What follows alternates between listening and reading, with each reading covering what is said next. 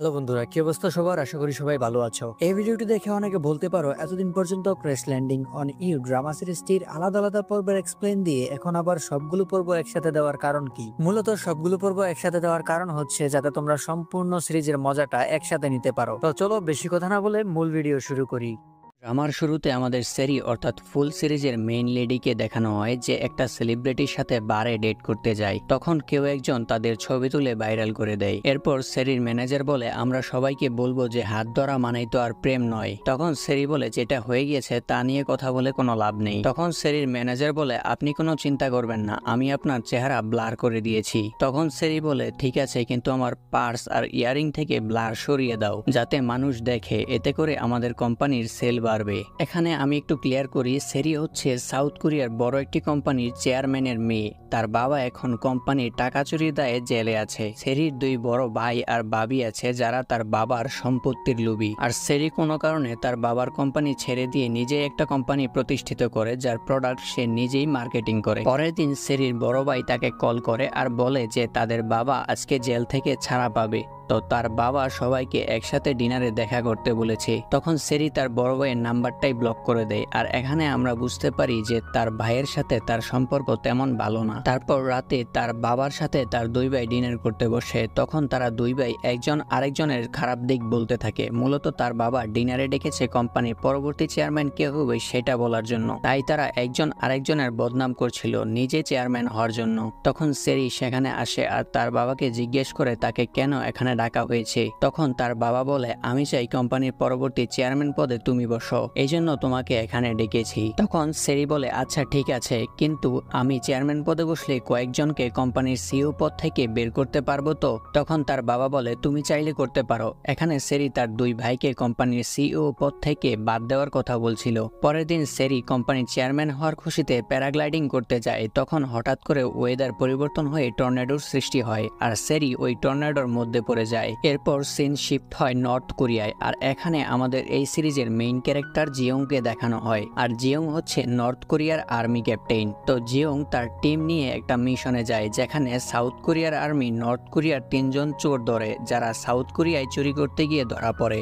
তখন জিয়ং সাউথ কোরিয়ার আর্মির থেকে তাদের দেশের চোরকে ছাড়িয়ে নিয়ে আসে, কারণ চোর হলেও তারা তার দেশের মানুষ। তখন জিয়ং এর থেকে বড় অফিসার চিউল সেখানে আসে আর বলে যে এরা ছোটখাটো চোর, এদের ছেড়ে দাও। তখন জিয়ং বলে এদেরকে আইনিভাবে ছাড়া হবে। তখন চিউল তাকে ধমকি দেয়, কিন্তু তারপরও জিয়ং চোরদের ছেড়ে দিতে রাজি হয় না। এখানে চোরদের চিউল কেন ছেড়ে দিতে বলেছে এটা আমরা একটু পরে জানতে পারবো। এরপর আমরা সেরিকে দেখতে পাই যে ওই টর্নেডোর মধ্যে পড়ে সাউথ কোরিয়া থেকে নর্থ কোরিয়ার আর্মি এরিয়ায় ঢুকে পড়ে। তার প্যারাশুট একটা গাছে আটকে যায় আর সে সারা রাত অজ্ঞান অবস্থায় গাছেই ঝুলে থাকে। ওদিকে তার ম্যানেজার পুলিশ খবর দিয়ে তাকে জঙ্গলে খুঁজতে থাকে। পরের দিন সকালে সেরির জ্ঞান ফিরে আসে আর সে হেল্পের জন্য চিল্লাতে থাকে। তখন জিয়ং শুনতে পায় আর সেরি সামনে আসে। তখন সেরি মনে করে জিয়ংকে হয়তো তার ম্যানেজার তাকে খুঁজতে পাঠিয়েছে, কিন্তু যখন জিয়ং এর কাপড়ে নর্থ কোরিয়ার লোগো দেখে তখন সে একটু গাবড়ে যায়। কিন্তু তারপরও সে বুঝতে পারে না যে সে নর্থ কোরিয়ায় চলে এসেছে। উল্টো সেরি ভাবে যে জিয়ং হয়তো সাউথ কোরিয়ায় কোনো মিশনে এসেছে। এরপর জিয়ং সেরিকে বলে নিচে নেমে আসতে। তো সেরি তখন করে কি, প্যারাশুট খুলে জিয়ং এর উপরেই জাম্প করে। এরপর সেরি জিয়ংকে বলে যে দেখো, তুমি যদি আমাকে যেতে দাও তাহলে আমি কাউকে বলবো না যে তুমি আমাদের দেশে গোপন মিশনে আছো। তো তখন জিয়ং বলে যে আমি সাউথ কোরিয়া না, তুমি নর্থ কোরিয়া চলে আসছো।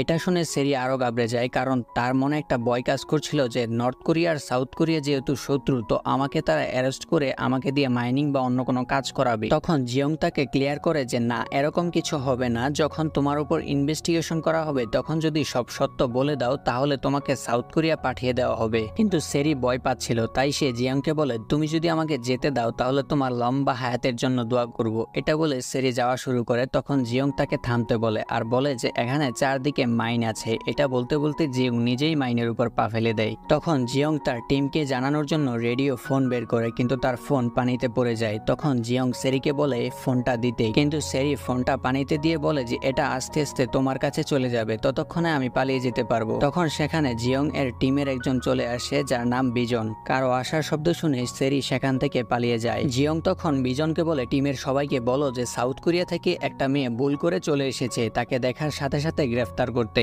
বিজন তখন কাক্কু নামের একজনকে রেডিও ফোন দিয়ে বলে এরকম কোনো মেয়ে দেখলেই তাকে গ্রেফতার করতে। এইদিকে কাক্কু আগের দিন রাতে ড্রিঙ্কস করে ঘুমিয়েছিল, তাই সে ঘুমের ঘোরে শুনতে পায় এরকম কোনো মেয়ে দেখার সাথে সাথে শুট করতে। এরপর বিজন মাইন্ড ডিফিউজ করে তারাও সেরিকে খুঁজতে বের হয়। এইদিকে কাক্কু টিম নিয়ে সেরিকে খুঁজতে থাকে। তখন কাক্কুকে তার টিমের একজন বলে যে আজকে আমাদের এই জায়গা থেকে ট্রান্সফার করে দিবে, এর আগে যদি সেরিকে মেরে ফেলতে পারো তাহলে তো তোমার প্রমোশন শিওর হবে। এটা শুনে কাক্কুর নেশাই কেটে যায়, আর তখনই সে সেরিকে দেখতে পায়, কিন্তু সে কখন মেডেল পাবে এটা ভাবতে ভাবতে সেরি পালিয়ে যায়। কাক্কু তখন টিমের সবাইকে বলে ব্যাকআপের জন্য। তখন সবাই সেরির পিছনে। সেরি তখন মাইনফিল্ডের ভিতর দিয়ে দৌড়াতে শুরু করে। তখন সবাই সেরিকে পাগল মনে করে। কাক্কু তখন সেরিকে শুট করতে গেলে জিয়ং না করে আর বলে তোমরা দুইজন বাম দিক দিয়ে যাও আর আমি ডান দিক দিয়ে যাচ্ছি। সেরি তখন একটা কাঁটা তারের বেড়া দেখতে পায়, আর এটা দেখে সে মনে করে বেড়ার ওই পাশে হয়তো সাউথ কোরিয়া।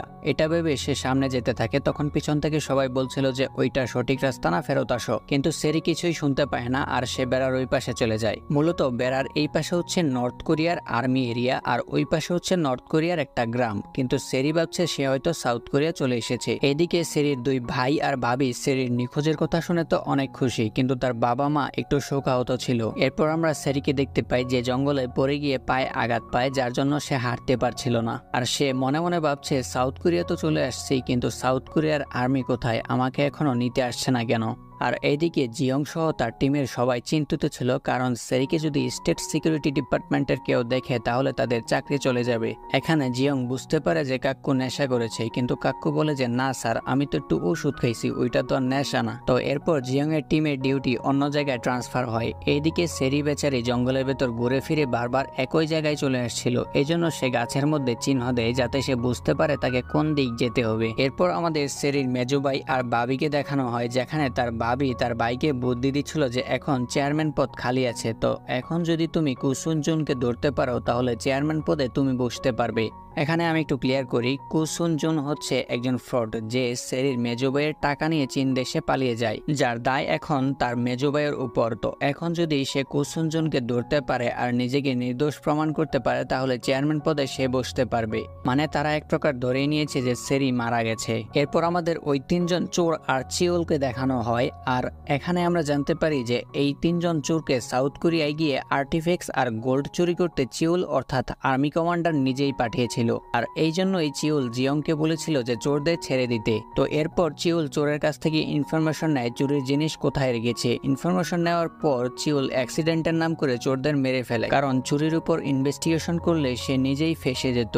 এরপর আমরা দেখি যে জিয়ং তার টিম নিয়ে জঙ্গলে সেরিকে খুঁজতে থাকে। তখন তারা সেরি দেওয়া চিহ্ন ফলো করে সামনে যেতে থাকে। এদিকে সেরি একটা গ্রামের ভিতর ঢুকে যায়। তখন সে মনে করে যে এটা হয়তো সাউথ কোরিয়া, কিন্তু সেখানে কিছু একটা লেখা দেখে সে বুঝতে পারে সে এখনো নর্থ কোরিয়ায় আছে। তখন সে দেখে যে গ্রামের মানুষ সকাল উঠে আজব ধরনের কাজ করছে। তখনই সেখানে আর্মি কমান্ডার চিওল আসে। তো তখন আর্মি কমান্ডার তাকে দেখার আগে জিয়ং তাকে সেখান থেকে সরিয়ে নেয়। আর এখানে আমরা বুঝতে পারি যে জিয়ং নিজেও চাচ্ছিল সেরিকে যাতে নর্থ কোরিয়ার আর্মি না দেখে।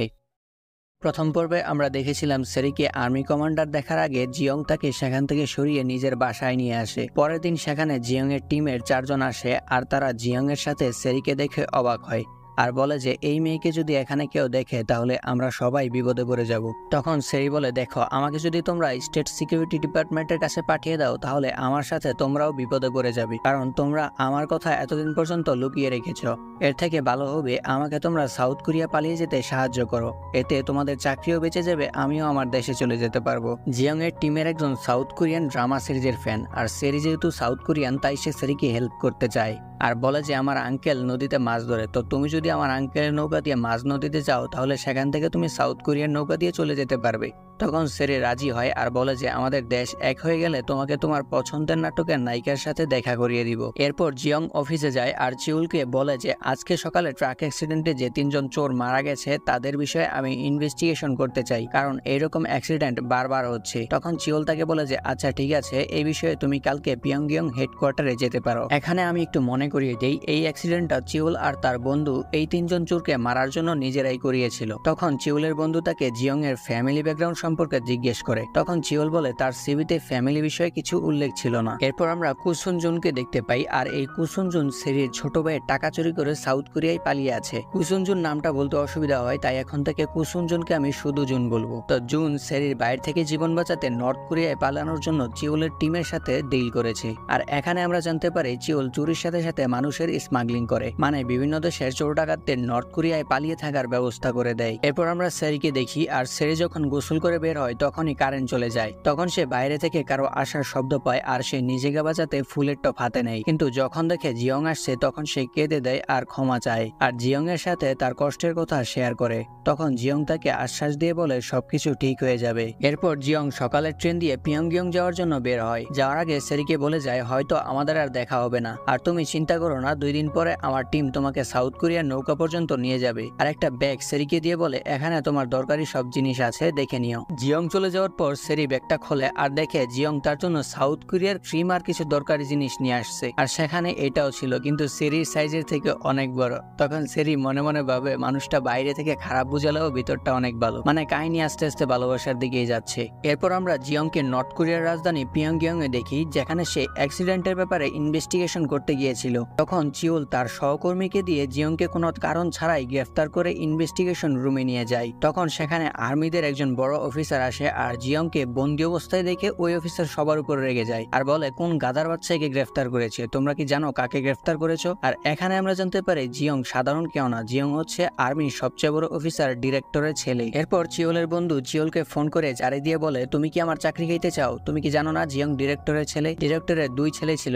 একজন আর্মিতে থাকা অবস্থায় মারা গেছে, এখন জিয়ং ডিরেক্টরের একমাত্র ছেলে। এসব শুনে চিওল অনেক চিন্তিত হয় আর জিয়ং এর ভাইকে মনে করে। তো এরপর জিয়ং ওই অফিসারের সাথে যায় আর অ্যাক্সিডেন্টের বিষয়ে কথা বলে। তখন ওই অফিসার তাকে বলে তুমি কি এখনো তোমার ভাইয়ের খুনিকে খুঁজতেছো? তখন জিয়ং বলে হ্যাঁ, কারণ আমার ভাই অ্যাক্সিডেন্টে মারা যায়নি, আমার ভাইকে খুন করা হয়েছে। এখানে আমি একটু ক্লিয়ার করি, মূলত জিয়ং আর্মি জয়েন করেছে তার ভাইয়ের খুনিকে ধরতে, আর জিয়ং এর ভাইকে চিওল ওই 3 জন চোরের মতো অ্যাক্সিডেন্টের নাম করে মেরে ফেলেছে। কেন মেরে ফেলেছে এটা আমরা সিরিজের শেষের দিকে জানতে পারবো। এইদিকে আবার বর্ডার এলাকার সবার বাড়ি তল্লাশি করা হচ্ছিল, কারো বাড়িতে কোনো অবৈধ জিনিস আছে কিনা এটা দেখার জন্য। তখন জিয়ং এর টিমের একজন তাকে কল করে বলে যে বর্ডার এলাকার সবার বাড়ি তল্লাশি করা হচ্ছে, আপনার বাড়ি তল্লাশি করলে সেরি সহ আমরা সবাই বিপদে পড়ে যাব। তখন জিয়ং ট্রেনের চিন্তা না করে ওই অফিসারের গাড়ি নিয়ে বের হয়। এখানে একটু বলি, নর্থ কোরিয়ার সবচেয়ে বড় আর্মি অফিসারের গাড়ির নম্বর 729, আর এই গাড়ি রাস্তায় দেখা গেলে যত ট্রাফিক আছে সব গ্রিন সিগন্যাল করে দেওয়া হয়। আর জিয়ং এই গাড়ি নিয়ে বের হয়েছে কারণ এই গাড়ি কোনো ট্রাফিক পুলিশ ধরবে না, আর জিয়ং দ্রুত বাড়ি চলে যেতে পারবে। এদিকে মহিলা অফিসার সবার বাড়ি তল্লাশি করছিল আর দেখছিল কারো বাড়িতে কোনো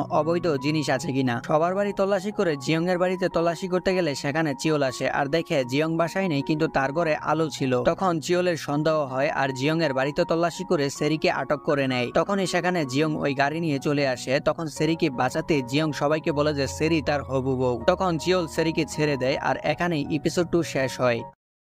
দ্বিতীয় পর্বে আমরা দেখেছিলাম জিয়ং এর বাড়ি থেকে চিওল সেরিকে আটক করে। তখনই সেখানে জিয়ং আসে আর চিওলকে বলে আপনি এটা কি করছেন, সেরি আমার হবু বউ। তখন চিওল সেরিকে ছেড়ে দেয় আর জিয়ংকে বলে সেরির আইডি কার্ড দেখাতে। তখন জিয়ং বলে সেরি সাউথ কোরিয়ায় ডিভিশন 11 এ কাজ করে, আর আপনি তো জানেন যারা ডিভিশন 11 এ কাজ করে তাদের সবকিছুই গোপন রাখা হয়। এখানে আমি একটু ক্লিয়ার করি, নর্থ কোরিয়া থেকে সাউথ কোরিয়ায় গিয়ে এজেন্ট বা গোপন তথ্য আদান প্রদানের জন্য যারা কাজ করে তাদেরকে মূলত ডিভিশন 11 বলা হয়। তো এরপর চিওল আর কিছু বলতে পারে না, কারণ ডিভিশন 11 এ যারা কাজ করে তাদের পরিচয় সব সময় গোপন রাখা হয়। এরপর সেরি জিয়ংকে বলে নর্থ কোরিয়ার গোয়েন্দা বলার কি দরকার ছিল? তখন জিয়ং বলে এটা ছাড়া আর কোনো উপায় ছিল না, আর এমনিতেও তুমি কালকে এখান থেকে চলে যাবে, তখন আর কোনো সমস্যা হবে না। এরপর জিয়ং এর প্রতিবেশীরা আসে জিয়ংকে রাতের খাবার দিতে, কিন্তু আসলে খাবার দিতে না, তারা এসেছিল জিয়ং এর সাথে লাইন মারতে। কিন্তু যখন সেরিকে দেখে তখন তার প্রতিবেশীরা সেখান থেকে চলে যায়, আর যাওয়ার সময় সেরির নামে কিছু কথা বলে, যেমন সেরি দেখতে ভালো না আর জিয়ং সেরিকে তেমন পছন্দ করে না। এসব শুনে সেরির আবার খারাপ লাগে, কারণ বুঝতেই পারছো মেয়ে মানুষ।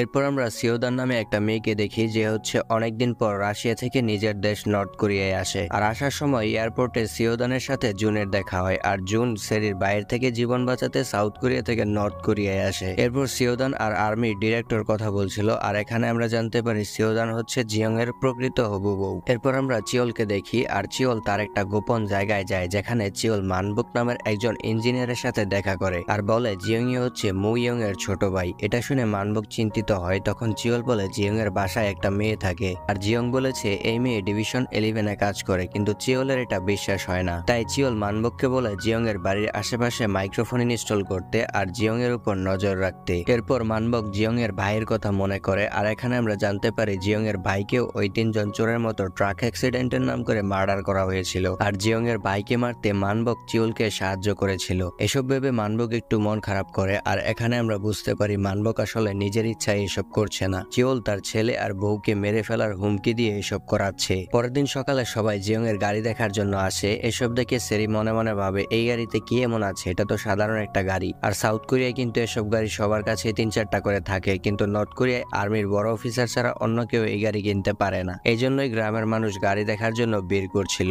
এরপর সেরি জিয়ংকে বলে আমি তোমাকে বাড়ির বাইরে পর্যন্ত দিয়ে আসি। তখন জিয়ং বলে এটার কোনো দরকার নেই। তখন সেরি বলে কালকে রাতে মনে হয় তারা আমার চেহারা ভালো করে দেখেনি, আর এই জন্যই হয়তো আমাকে তারা খারাপ বলেছিল। তো এখন আমি তোমার সাথে যাব যাতে তারা আমাকে ভালো করে দেখতে পারে। এরপর জিয়ং সেরিকে একটা ফিতা দিয়ে বলে চুল বেঁধে নিতে। তখন সেরি বলে চুল খোলাই ভালো লাগে। এরপর জিয়ং এক প্রকার জোর করেই সেরি চুল বেঁধে দেয়। এরপর তারা বাইরে যায়। সেরি তখন কাল রাতের মহিলাদের সামনে গিয়ে জিয়ং এর সাথে রোমান্টিক কথা বলা শুরু করে। সেরি এসব করছিল জিয়ং এর প্রতিবেশী মহিলাদের দেখানোর জন্য, কিন্তু জিয়ং না পারছিল রোমান্টিক হতে, না পারছিল সেরিকে কিছু বলতে। এরপর জিয়ং তার টিমের সাথে দেখা করে। তখন চিসু জিয়ংকে বলে আপনি কি এমন বলেছেন যার কারণে চিওল সেরিকে ছেড়ে দিয়েছে? তখন জিয়ং বলে আমি চিওলকে বলেছি সেরি আমার হবু বউ। তখন মিয়ক বলে আমি এরকম সেম একটা কাহিনী সাউথ কোরিয়ার ড্রামা সিরিজে দেখেছি, যেখানে হিরো আর হিরোইন ধরা খাওয়ার পর মিথ্যা কথা বলে আর নয়তো একজন আরেকজনকে কিস করে, এরপর তাদের দুজনের মধ্যে ভালোবাসা হয়। তখন সবাই জিয়ং এর দিকে তাকিয়ে থাকে আর বলে কাল রাতে আপনি কোথায় ছিলেন? তখন জিয়ং বলে না মানে সেরি মাটিতে ছিল আর আমি আমার বিছানায় ছিলাম। এরপর জিয়ং জিজ্ঞেস করে সেরিকে সাউথ কোরিয়া পাঠানোর সব ব্যবস্থা হয়েছে কিনা। তখন চেসো বলে হ্যাঁ হয়েছে। এরপর জিয়ং সবাইকে সেরির কাছে যেতে বলে।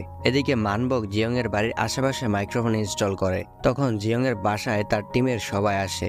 মিয়ক তখন সেরির সাথে কোরিয়ান ড্রামার কাহিনী নিয়ে কথা বলতে থাকে, আর এসব কথা মানবক নোট করতে থাকে, কিন্তু সে কিছুই বুঝতে পারে না যে তারা কি নিয়ে কথা বলছে।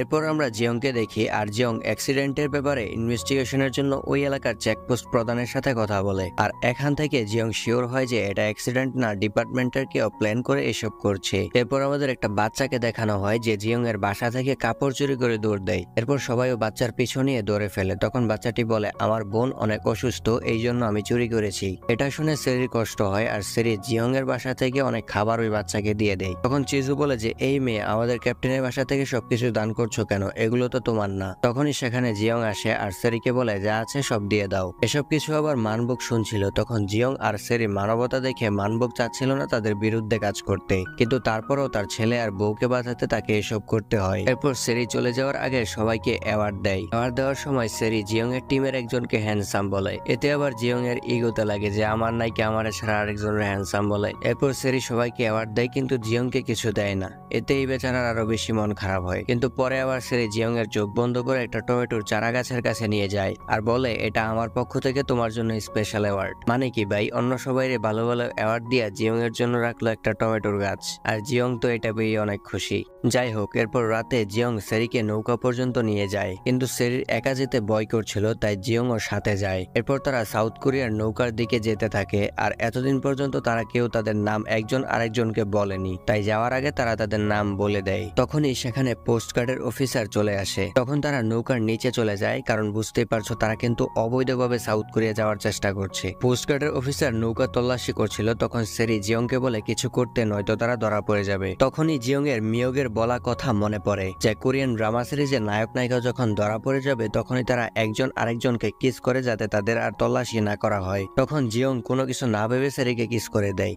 তো এরপর পোস্টগার্ডের অফিসার যখন দেখে নৌকার নিচে তাদের এক আর্মি অফিসার গার্লফ্রেন্ডের সাথে এসব করছে, তখন ওই অফিসার জিয়ংকে উঠে আসতে বলে। এরপর পোস্টগার্ডের অফিসার জিয়ংকে বলে আপনি কি জানেন না এটা বিপজ্জনক জায়গা, এসব করবেন ঘরে আর নয়তো হোটেলে নিয়ে যাবেন। এখানে পোস্টগার্ডের অফিসার বুঝতে পারেনি যে তারা সাউথ কোরিয়া যাওয়ার চেষ্টা করছে। এরপর অফিসার তাদের ছেড়ে দেয় আর বলে নৌকা ঘুরিয়ে নর্থ কোরিয়া চলে যেতে। তখন জিয়ং আর সেরির ফিরে আসা ছাড়া আর কোনো উপায় ছিল না। বাসায় আসার পর সেরি জিয়ংকে না বলে প্যারাশুট নিয়ে একটা উঁচু জায়গায় চলে যায়, আর যাওয়ার আগে একটা চিঠি লিখে, আর চিঠিতে লিখে যে তুমি আমাকে নিয়ে আরো বিপদে পড়বে, এর থেকে ভালো হয় আমি নিজের পথ নিজেই খুঁজে নেই। জিয়ং চিঠিটা পেয়ে সেরিকে পাগলের মতো খুঁজতে থাকে, আর এদিকে সেরি তার রেডিও ফোন দিয়ে সাউথ কোরিয়ার সাথে যোগাযোগ করার চেষ্টা করে। আর তোমরা তো জানোই যে রেডিও ফোন দিয়ে কথা বললে এটার সিগন্যাল আশেপাশের যত রেডিও অপারেটর আছে সব জায়গায় যায়। তো সেরির রেডিও ফোনের সিগন্যাল চিওল আর তার টিম মেম্বার পেয়ে যায়। তখন চিওল তার টিম নিয়ে পাহাড়ের দিকে আসতে থাকে। অনেক খোঁজার পর জিয়ং সেরিকে পেয়ে যায়। তখন জিয়ং সেরিকে বলে, তুমি যদি এখন প্যারাশুট দিয়ে সাউথ কোরিয়া যেতে চাও তাহলে তোমাকে আকাশে দেখার সাথে সাথে 2 বর্ডারের আর্মি তোমাকে গুলি করে মেরে ফেলবে। এরপর জিয়ং বুঝতে পারে যে এদিকে কেউ আসছে,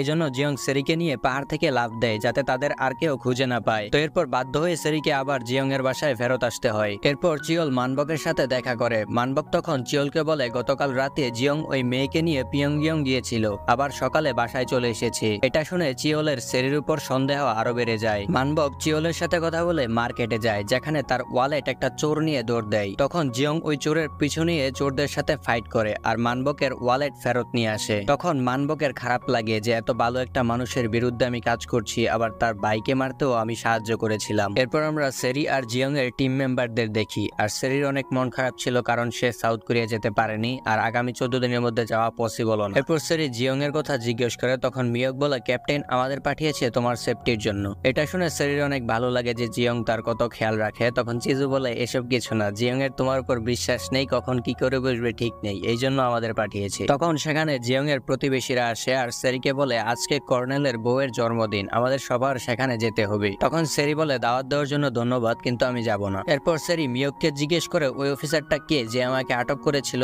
তখন মিয়ক বলে সে জিয়ং এর থেকেও বড় আর্মি অফিসার। তখন সেরি বলে জিয়ং এর প্রমোশন হওয়ার কোনো চান্স আছে কিনা। তখন মিয়ক বলে এসব কিছু কর্নেলের উপর নির্ভর করে, আর কর্নেল তার বউয়ের কথা শোনে। এখানে সেরির মনে হচ্ছে জিয়ং যদি আরো বড় অফিসার হয় তাহলে সে খুব সহজেই সাউথ কোরিয়া চলে যেতে পারবে। তো এরপর সেরি কর্নেলের বউকে ইমপ্রেস করার জন্য জন্মদিনের অনুষ্ঠানে যায়, আর সেরি কর্নেলের বউকে ইমপ্রেস করেও ফেলে। এরপর সেরি কর্নেলের বউকে জিয়ং এর প্রমোশনের কথা বলে। তখন কর্নেলের বউ বলে, এই ব্যাপারে আমি আমার হাজবেন্ডের সাথে কথা বলবো। এরপর আমরা জিয়ং আর বিয়মকে দেখি, যেখানে জিয়ং বিয়মকে বলে সেরি কোথায় আছে। তখন বিয়ম বলে যে সেরি আপনার প্রমোশনের জন্য কর্নেলের বউকে ইমপ্রেস করতে গিয়েছে। এটা শুনে জিয়ং এর অনেক ভালো লাগে যে সেরি তার জন্য কত চিন্তা করে। তখন বিয়ম বলে, এরকম কিছু না, সেরির মনে হয় আপনি অনেক ছোট পদের অফিসার আর আপনার কোনো পাওয়ার নেই, তাই সেরি আপনার প্রমোশন করাতে চায় যাতে সে খুব সহজেই সাউথ কোরিয়া চলে যেতে পারে। এরপর রাতে জিয়ং সেরিকে জন্মদিনের অনুষ্ঠান থেকে নিয়ে আসতে যায়, কিন্তু জিয়ং সাইকেল নিয়ে এমন ভাব করছিল যে জিয়ং এই রাস্তা দিয়ে যাচ্ছিল। তখন সেরি জিয়ংকে জিজ্ঞেস করে সে তাকে নিতে আসছে কিনা। তখন জিয়ং বলে, না না, আমি তো এই রাস্তা দিয়ে যাচ্ছিলাম। তখন সেরি সাইকেলে উঠতে চায়, তো জিয়ং সেরিকে নিয়ে তার বাসায় যায়। আর সেরি কিন্তু এই পরিবেশে নিজেকে মানিয়ে নিয়েছিল। জিয়ং এর টিম মেম্বারের সাথেও তার সম্পর্ক ভালো ছিল, আর তাদের লাভ কেমিস্ট্রিও 70% কমপ্লিট হয়ে যায়, এখন শুধু বলাটা বাকি ছিল। এদিকে সেরির বাবা কোম্পানির দায়িত্ব তার মেজো ভাইকে দিয়ে দেয়। তখন তার ভাইদের মধ্যে ঝগড়া লেগে যায়। এখানে আমরা জানতে পারি যে সেরি তার বাবার সৎ মেয়ে, আর ছোট থেকেই সে অবহেলিত ছিল, এই জন্য মূলত সে পরিবার থেকে আলাদা থাকতো। এরপর সেরি সৎ মার খারাপ লাগে যে ছোট থেকেই সে অবহেলিত ছিল, এখন এসব ঠিক করা দরকার। তখন তার মা বলে যে সেরির কোনো খোঁজ না পাওয়া পর্যন্ত কোম্পানির মালিকানা তোমরা কেউ পাবে না। পরের দিন সকালে জিয়ং সেরির জন্য কফি বানিয়ে দেয়। তখন সেরির জিয়ংকে ভালো লেগে যায়। জিয়ং সেরির এত কেয়ার করে, এই জন্য সেরি জিয়ংকে পছন্দ করে ফেলে। এরপর জিয়ং চলে যাওয়ার সময় সেরি জিয়ংকে হার্ট শেপ দেখায়, কিন্তু জিয়ং এটার মানেই বুঝতে পারে না। তখন জিয়ং মিয়কের কাছে এটার মানে জিজ্ঞেস করে। তখন মিয়ক বলে যে এটার মানে হচ্ছে সে আপনাকে পছন্দ করে। এদিকে জিয়ং এর যে প্রকৃত হবু বউ সিওদান, সে জিয়ং এর সাথে দেখা করার জন্য বের হয়। তখন রাস্তায় সিওদানের ট্যাক্সি খারাপ হয়ে যায়। তখন সেই রাস্তা দিয়ে জুন যাচ্ছিল, তো জুন তখন সিওদানকে লিফট দেয়। এদিকে চিওল কোনোভাবে জেনে যায় যে সেরির বয়সের কেউ ডিভিশন 11-এ কাজ করে না। এরপর রাতে জিয়ং যখন বাসায় যায় তখন তার প্রতিবেশী তাকে বলে যে সেরি আমাদের সাথে মার্কেটে গিয়েছিল, কিন্তু অনেক ভিড়ের মধ্যে আমরা তাকে হারিয়ে ফেলেছি। এটা শুনে জিয়ং সেরিকে খুঁজতে বের হয়ে যায়। এদিকে সেরি মার্কেটের মাঝখানে দাঁড়িয়েছিল কারণ সে বাসায় যাওয়ার রাস্তা ভুলে গিয়েছে। জিয়ং তখন একটা মোমবাতি জ্বালিয়ে হাত উঁচু করে। তখন কোনোভাবে সেরি এটা দেখে মোমবাতির দিকে যেতে থাকে। একসময় জিয়ং সেরিকে খুঁজে পায়, আর এখানেই এপিসোড 4 শেষ হয়। এরপর জিয়ং আর সেরি বাসায় আসতে থাকে। তখন জিয়ং বুঝতে পারে যে সেরি তার প্রতি দুর্বল হয়ে যাচ্ছে। তখন জিয়ং সেরিকে বলে যে আমার কিন্তু অনেক আগেই বিয়ে ঠিক হয়ে গিয়েছে, তো তুমি কিন্তু আমাকে ভালোবাসার চেষ্টা করো না। তখন সেরি বলে যে কে বলেছে তোমাকে ভালোবাসার কথা, আর আমি কেন তোমাকে ভালোবাসতে যাব। এখানে সেরি কিন্তু আসলেই জিয়ংকে ভালোবেসে ফেলেছে। এদিকে সিওদান জিয়ং এর সাথে দেখা করার জন্য তার বাসায় আসে। তখন জিয়ং এর প্রতিবেশীরা সেখানে আসে আর সিওদানকে তার পরিচয় জিজ্ঞেস করে। তখন সিওদান বলে যে আমি জিয়ং এর হবু বউ। এটা শুনে জিয়ং এর প্রতিবেশীরা অবাক হয়ে সেখান থেকে চলে যায়। এরপর জিয়ং বাসায় এসে সিওদানকে দেখে অবাক হয়, আর সিওদান জিয়ং এর সাথে সেরিকে দেখে জেলাস হয়। তো জিয়ং তখন সিওদানকে বলে যে সেরি আমার কলিগ। এরপর সিওদান আর কিছু বলে না, কিন্তু মনে মনে তার একটু খারাপ লাগছিল। এরপর জিয়ং সিওদানকে জিজ্ঞেস করে যে এত রাতে এখানে আসার কারণ কি। তখন সিওদান বলে যে আমি আমার আঙ্কেলের গাড়িটা নিতে এসেছি। তখন জিয়ং বলে যে এখানকার রাস্তা তেমন ভালো না, চলো আমি তোমাকে দিয়ে আসি। তো এরপর জিয়ং সিওদানকে তার বাসায় ড্রপ করে জিয়ং তার নিজের বাসায় চলে যায় তার বাবার সাথে দেখা করতে। আর জিয়ং তার বাবার কাছে গিয়েছিল সেরিকে সাউথ কোরিয়া পাঠানোর ব্যবস্থা করতে। এদিকে সেরি জিয়ং এর জন্য সারা রাত অপেক্ষা করে আর বারবার বাইরে গিয়ে দেখে জিয়ং আসলো কিনা, কিন্তু জিয়ং আসে না। তখন সেরির অনেক রাগ হয় আর সেরি দরজার সামনে ক্যানের বোতল দিয়ে একটা লাইন বানায়। পরের দিন সকালে জিয়ং যখন বাসায় আসে তখন সেরি জিয়ংকে বাসায় ঢুকতে দেয় না আর বলে লাইন ক্রস না করতে, আর যদি লাইন ক্রস করো তাহলে খবর আছে। তখন জিয়ং সেরিকে বলে যে তুমি কি আমার উপর রেগে আছো কিনা। তখন সেরি বলে যে না না, আমি কেন রাগ করব। তো জিয়ং তখন বলে যে যদি রাগ নাই করো তাহলে হাতের ছুরিটা রেখে দাও। এখানে সেরি এতটাই রাগ করেছিল যে আজকে জিয়ং এর খবর আছে। কিন্তু জিয়ং যখন বলে যে সে তার সাউথ কোরিয়া যাওয়ার ব্যবস্থা করে এসেছে আর এই জন্যই তার আসতে দেরি হয়েছে, তখন সেরি অনেক খুশি হয় আর বলে যে এই কথা আগে বললেই তো হয়। এদিকে তাদের এই কথায় একটা ঝামেলা হয়ে যায়। সেটা হচ্ছে আমরা জানি জিয়ং এর বাসার সামনে কিন্তু মাইক্রোফোন লাগানো আছে। তো মাইক্রোফোন দিয়ে মানবক তাদের সব কথা শোনে আর চিওলের কাছে সব বলে দেয়। এরপর জিয়ং সেরিকে বলে যে তোমাকে সাউথ কোরিয়া যেতে হলে একটা নকল পাসপোর্ট বানাতে হবে, আর পাসপোর্ট বানাতে তোমার একটা ছবি লাগবে, আর তোমাকে তোমার এই লুকটা চেঞ্জ করতে হবে কারণ এখানে তোমার হেয়ার স্টাইল এলাও করবে না। আর আগামীকাল আমাদের পিয়ংইয়ং যেতে হবে তোমার পাসপোর্টের ছবির জন্য। এদিকে জিয়ং এর অনুপস্থিতিতে তার টিমের সবাইকে চিওল ধরে নিয়ে যায় ইনভেস্টিগেশনের জন্য। চিওল তখন জিয়ং এর টিমের সবাইকে অনেক অত্যাচার করে, কিন্তু তারপরেও তারা সেরির সম্পর্কে কিছু বলে না। তখনই সেখানে জিয়ং আসে আর চিওলকে ধমকি দিয়ে সেখান থেকে তার টিমের সবাইকে ছাড়িয়ে নিয়ে যায়। এদিকে সেরির মেজুবাই জুনের ম্যানেজারকে ধরে ফেলে। তখন সেরির মেজুবাই ম্যানেজারকে বলে যে তুমি যদি জুনকে আমার কাছে ধরিয়ে দাও তাহলে জুন তোমাকে যত টাকা দিয়েছে তার থেকে 10 গুণ বেশি টাকা আমি দিব। এটা শুনে জুনের ম্যানেজার রাজি হয়ে যায় আর জুনকে নিয়ে পিয়ংইয়ং যায়। এদিকে সেরি জিয়ং এর টিমের সবার কাছে ক্ষমা চায় কারণ তার জন্য সবার কষ্ট হচ্ছে। তখন সেরি সবাইকে হার্ট শেপ দেখায়, আর হার্ট শেপ দেখানোর আরেকটা কারণ হচ্ছে এর আগে যেহেতু জিয়ংকে দেখেছিল তখন জিয়ং মনে করেছে সেরি তাকে ভালোবাসে, তাই সেরি এখন সবাইকে হার্ট শেপ দেখায় যাতে জিয়ং কিছু বুঝতে না পারে। কিন্তু সেরির সবাইকে হার্ট শেপ দেখানোর বিষয়টা আবার জিয়ং এর সহ্য হয় না। জিয়ং তখন সেরির উপর রাগ দেখিয়ে বলে যে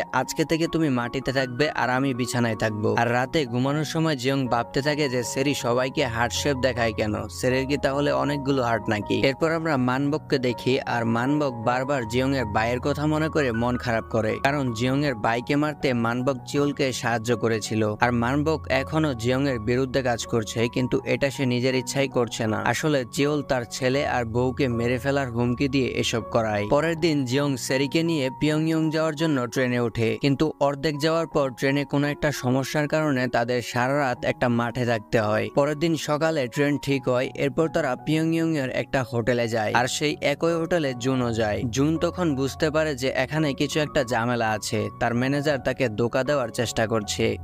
এরপর জিয়ং সেরিকে নিয়ে যায় ছবি তোলার জন্য। তখন সেরি জিয়ংকে বলে যে আমাদের দুজনের স্মৃতি হিসাবে একটা ছবি তোলা দরকার। তখন জিয়ং বলে যে না, এটার কোনো দরকার নেই, কিন্তু পরে আবার জিয়ং নিজেই ফটোগ্রাফারকে বলে সেরির এক্সট্রা একটা ছবি নেয় নিজের কাছে রাখার জন্য। মানে জিয়ং সেরিকে পছন্দ করে, কিন্তু সেরিকে এটা বুঝতে দেয় না। এটার কারণ হতে পারে সেরি শত্রু দেশের মেয়ে, এই জন্য, নয়তো জিয়ং এর বিয়ে আগেই ঠিক হয়ে আছে, এই জন্য জিয়ং সেরিকে তার ভালোবাসা বুঝতে দেয় না। এরপর সেরি যখন স্টুডিও থেকে বের হয় তখন তার সাথে জুনের দেখা হয়, আর জুনকে তখন সেরির ভাই ফোনে হুমকি দিছিল। তো এরপর জুন সেরিকে দেখে অবাক হয় আর তাকে নিয়ে লিফটের ভিতরে চলে যায়। এটা আবার জিয়ং দেখে ফেলে, তখন সাথে সাথে জিয়ংও লিফটের ভিতরে ঢুকে যায়। আর এখানেই এপিসোড 5 শেষ হয়। পঞ্চম পর্বে আমরা দেখেছিলাম সেরি স্টুডিও থেকে বের হলে জুন সেরিকে দেখে চিনতে পারে, সেরিও জুনকে দেখে চিনতে পারে, কারণ জুনের সাথে সেরির ভাই তার বিয়ে ঠিক করেছিল, কিন্তু সেরি রাজি ছিল না। জুন তখন সেরির হাত ধরে লিফটের ভিতরে নিয়ে যায়, এটা আবার জিয়ং দেখে ফেলে। তখন সাথে সাথে জিয়ংও লিফটের ভিতরে ঢুকে যায়। ভিতরে ঢুকে জিয়ং দেখে যে জুন সেরির হাত ধরে আছে। জিয়ং তখন কোনো কিছু না ভেবেই জুনকে মারতে শুরু করে। জুন তখন সেরিকে জিজ্ঞেস করে যে এটা কে আর আমাকে ভেবে মারছে কেন। তখন সেরি বলে যে এটা আমার বডিগার্ড। বাহ ভাই বাহ, হতে চাইলাম প্রেমিক, বানিয়ে দিল বডিগার্ড। তো এরপর জুন সেখান থেকে চলে যায়, আর যাওয়ার আগে সেরিকে বলে যে সন্ধ্যা 7টায় দেখা করতে। জুন সেরির সাথে কথা বলে সেখান থেকে চলে যায়, আর তখনই জুনের ম্যানেজার তাকে ধরে ফেলে। আর আমরা আগের পর্বে দেখেছিলাম জুনের ম্যানেজারকে সেরির ভাই 10 গুণ বেশি টাকা দিয়ে কিনে নিয়েছিল, তাই জুনের ম্যানেজার এখন সেরির ভাইয়ের জন্য কাজ করে। এরপর জিয়ং আর সেরি একটা রেস্টুরেন্টে বসে কথা বলছিল। এটা আবার সিওদানের ফ্রেন্ড দেখে সিওদানকে বলে দেয়। তখন সিওদান তার ফ্রেন্ডকে বলে যে হ্যাঁ, এটা আমি আগে থেকেই জানি, আর মেয়েটা জিয়ং এর কলিগ। এখানে সিওদান তার ফ্রেন্ডকে সবকিছু হাসি মুখে বললেও তার মনে মনে অনেক খারাপ লাগছিল। তখন সিওদান তার ফ্যামিলিকে বলে যে জিয়ং এর ফ্যামিলির সাথে কথা বলে আজকেই বিয়ের ডেট ফাইনাল করতে। এরপর সিওদান জিয়ং এর সাথে দেখা করার জন্য হোটেলে আসে, আর এসেই দেখে জিয়ং আর সেরি একই রুম থেকে বের হচ্ছে। তখন সিওদান জিয়ংকে জিজ্ঞেস করে তুমি এখানে কেন। তখন জিয়ং বলে যে একটা কাজ ছিল তাই এসেছি, আর তুমি যেমন ভাবছো আমাদের মধ্যে তেমন কোনো সম্পর্ক নেই। তখন সিওদান বলে যে আমি চাই আমাদের বিয়ের ডেট আজকেই ঠিক করা হোক, তাই আমি আমার আর তোমার ফ্যামিলিকে এখানে আসতে বলেছি, আর আজকে আমরা একসাথে ডিনার করব। এদিকে জুনকে সেরির বাইরের লোকেরা ধরে ফেলে। তখন জুন সেরির বাইয়ের সাথে ডিল করে যে আপনার বোন সেরি এখন কোথায় আছে এটা আমি জানি, আর আপনি যদি আমার চুরি করা অর্ধেক টাকা আমাকে দেন তাহলে আমি বলবো সেরি কোথায় আছে। এটা শুনে সেরির ভাই রাজি হয়ে যায়। এদিকে সিওদানের মন খারাপ ছিল, তাই সে হোটেলের ছাদে আসে, আর সেখানে জুনও ছিল। তো জুন তখন সিওদানকে জিজ্ঞেস করে যে কি হয়েছে। তখন সিওদান বলে যে আমার ফিয়ন্সি আমাকে ধোঁকা দিচ্ছে। জুন তখন সিওদানকে টিপস দেয় যে কিভাবে তার ভালোবাসা ফিরে পাবে। সিওদানও জুনকে টিপস দেয় যে কিভাবে টাকার সমস্যা থেকে বের হওয়া যাবে। এরপর আমরা জিয়ং আর সেরিকে দেখি, আর এখানে সেরি জিয়ংকে বলে যে আমি জুনের সাথে কথা বলে দেখি যদি সে আমাকে সাউথ কোরিয়া যেতে কোনো সাহায্য করতে পারে। এটা আবার জিয়ং এর সহ্য হয় না, আর বলে যে তুমি জুনের উপর কিভাবে বিশ্বাস করতে পারো, জুনের তো কোনো খারাপ উদ্দেশ্যও থাকতে পারে। সেরি তখন মজা করেই বলে যে তুমি আমাকে নিয়ে এত চিন্তা করছো কেন, তুমি কি আমাকে পছন্দ করো নাকি। তখন জিয়ং বলে যে তুমি কি অসুস্থ নাকি, কি বলছো এইসব। এরপর সেখানে জুন আসে, আর জুনকে দেখে সেরি জুনের সাথে চলে যায়। এটা দেখে জিয়ং এর মনের ভিতর ঘূর্ণিঝড় শুরু হয়, কিন্তু কিছু বলতে পারে না। এরপর জিয়ং তার ফ্যামিলির সাথে ডিনার করতে বসে, আর সেখানে সিওদানের ফ্যামিলিও ছিল। এরপর তাদের ফ্যামিলি কথা বলে তাদের বিয়ের ডেট ঠিক করে। এদিকে জুন আর সেরি কথা বলছিল, আর তাদের কথা সেরির ভাই জুনের ফোন দিয়ে শুনছিল। সেরি তখন জুনকে বলে যে তুমি যখন সাউথ কোরিয়া যাবে তখন আমার ফ্যামিলিকে বলে দিও যে আমি বেঁচে আছি। এরপর জিয়ং ডিনার শেষ করে বাইরে এসে দেখে যে জুন আর সেরি একসাথে হাঁটছে। এটা দেখে জিয়ং এর ফাটছে, জিয়ং এর অনেক খারাপ লাগছিল। এরপর জিয়ং সেরিকে নিয়ে আসতে যায়, তখন সেরি জিয়ং এর ফোন নাম্বার জুনকে দিয়ে জিয়ং এর সাথে চলে আসে। এরপর জিয়ং আর সেরি ডিনার করতে বসে, তখন সেখানে বরফ পড়া শুরু হয়, আর এটা সিজনের প্রথম বরফ ছিল।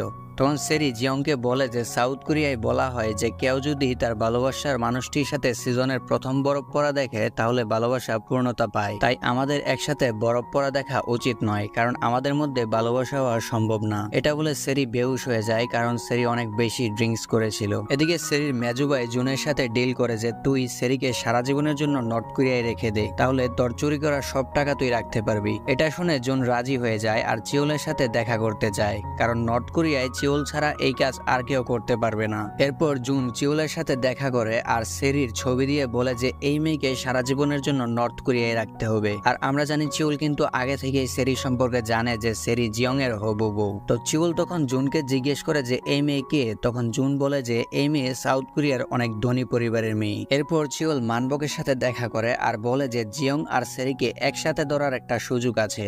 আগামীকাল সেরি ন্যাশনাল টিমের সাথে সাউথ কোরিয়া যাবে, আর এয়ারপোর্টে যাওয়ার রাস্তা একটাই, ওই রাস্তায় আমরা সেরিকে আটক করে সারা জীবনের জন্য নর্থ কোরিয়া রেখে দেব। এদিকে সেরি জিয়ং এর প্রতিবেশীর কাছ থেকে বিদায় নেয়, আর বলে যে জিয়ং এর ফ্যামিলি তাদের সম্পর্ক মানে না, এই জন্য সে জিয়ংকে ছেড়ে সাউথ কোরিয়া চলে যাচ্ছে। এরপর সেরি জিয়ং এর টিমের কাছ থেকেও বিদায় নেয়, আর যাওয়ার আগে তাদের সাথে পিকনিক করতে চায়। তো এরপর সেরি আর জিয়ং এর টিমের সবাই পিকনিকে যায়, কিন্তু জিয়ং যায় না, কারণ জিয়ং আগে থেকে বুঝতে পারে যে সেরির উপর অ্যাটাক হতে পারে। তাই জিয়ং পিকনিকে না গিয়ে তার বাইক মডিফাই করে আর কিছু কিছু গানস নেয় সেরিকে প্রটেক্ট করার জন্য। পরের দিন সকালে জিয়ং আর সেরি বিদায় নেয়, আর সেরির সাথে জিয়ং না গিয়ে বিয়মকে সেরির সাথে যেতে বলে। তখন সেরি বলে যে আমি মনে করেছিলাম তুমি আমার সাথে এয়ারপোর্ট পর্যন্ত যাবে। তখন জিয়ং বলে যে এখান থেকে আমাদের দুইজনের রাস্তা আলাদা। এখানে তাদের দুইজনেরই মন খারাপ ছিল, তারা চাচ্ছিল না আলাদা হতে। তো এরপর সেরি জিয়ংকে বলে যে যাওয়ার আগে একবার হাগ করা যাবে কিনা। তখন জিয়ং না করে আর সেরির সাথে হাত মিলিয়ে তাকে বিদায় দেয়। এদিকে তাদের সব কথা মানবক শুনছিল, আর মানবক তখন চিওলকে বলে যে সেরি এয়ারপোর্টে যাওয়ার জন্য বের হয়েছে। এরপর বিয়ম সেরিকে নিয়ে এয়ারপোর্টে যাচ্ছিল, তখনই তাদের পিছনে চিওলের পাঠানো ট্রাক চলে আসে। আর চিওল আগে যেভাবে অ্যাক্সিডেন্ট করে মানুষ মারতো সেই একইভাবে সেরিকেও মারতে যাচ্ছিল। এরপর যখন ট্রাক তাদের গাড়িতে ধাক্কা দিতে যাবে তখনই সেখানে আমাদের হিরো চলে আসে, আর জিয়ং এসে এই ট্রাক ড্রাইভারের উপর গুলি করা শুরু করে। এরপর জিয়ং তার বাইকটা রাস্তায় ফেলে দিয়ে বাইকে গুলি করে ব্লাস্ট করে দেয়। এরপর সেরি গাড়ি থেকে নেমে জিয়ং এর কাছে আসে, তখন ওই ট্রাক ড্রাইভার এসে সেরিকে শুট করে, কিন্তু জিয়ং সেরিকে সেভ করার জন্য নিজে গুলিতে আহত হয়। এরপর সেরি জিয়ংকে নিয়ে হসপিটাল যেতে চায়, তখন বিয়ম বলে যে হসপিটাল গেলে তোমার ফ্লাইট মিস হয়ে যাবে, তখন তুমি সাউথ কোরিয়া যেতে পারবে না, তুমি আমাদের রেখে এয়ারপোর্টে যাও। কিন্তু সেরি এটা মানে না আর জিয়ংকে নিয়ে হসপিটাল চলে যায়। হসপিটাল যাওয়ার পর বিয়ম সেরিকে বলে যে এখনো অনেক সময় আছে, তুমি যদি এখন বের হও তাহলে সাউথ কোরিয়ার ফ্লাইটে উঠতে পারবে। তখনই সেখানে হসপিটালের সিস্টার আসে আর বলে যে জিয়ং এর শরীর থেকে অনেক রক্ত বের হয়েছে, তাই এখনই রক্তের প্রয়োজন, কিন্তু হসপিটালের রিজার্ভে কোনো রক্ত নেই। তখন ভাগ্যক্রমে সেরির সাথে জিয়ং এর রক্তের গ্রুপ মিলে যায় আর সেরি জিয়ংকে রক্ত দেয়। এরপর সেরি বিয়মকে বলে যে এত কিছু হয়ে গেছে জিয়ং এর ফ্যামিলিকে বলা উচিত, কিন্তু জিয়ং এর ফোন ভেঙে যাওয়ার কারণে জানাতে পারে না। এরপর সেরি জিয়ং এর গুলি লাগা ইউনিফর্মটা দেখছিল, তখন ইউনিফর্মের পকেট থেকে সেরির একটা ছবি বের হয়, আর এই ছবিটাই জিয়ং ফটোগ্রাফারকে বলে নিজের কাছে রেখেছিল। তখন সেরি বুঝতে পারে যে জিয়ং তাকে পছন্দ করে। এরপর জিয়ং এর সার্জারি সম্পূর্ণ হয় আর ডাক্তার এসে সেরিকে বলে যে জিয়ং এখন ঠিক আছে, কিন্তু জ্ঞান ফিরার আগে কিছু বলা যাচ্ছে না। সেরি তখন জিয়ং এর কাছে যায় আর বলে যে এই প্রথমবার আমি নিজের থেকে বেশি তোমার জন্য চিন্তা করছি। আমি সাউথ কোরিয়া যেতে পারবো কিনা এটা নিয়ে আমার কোনো আফসোস নেই, আমি শুধু চাই তুমি ভালো থাকো। তখনই বাংলা ছায়াছবির মতো জিয়ং এর জ্ঞান ফিরে আসে। জ্ঞান ফিরার পর জিয়ং সেরিকে বলে যে তুমি এয়ারপোর্ট না গিয়ে এখানে কি করছো।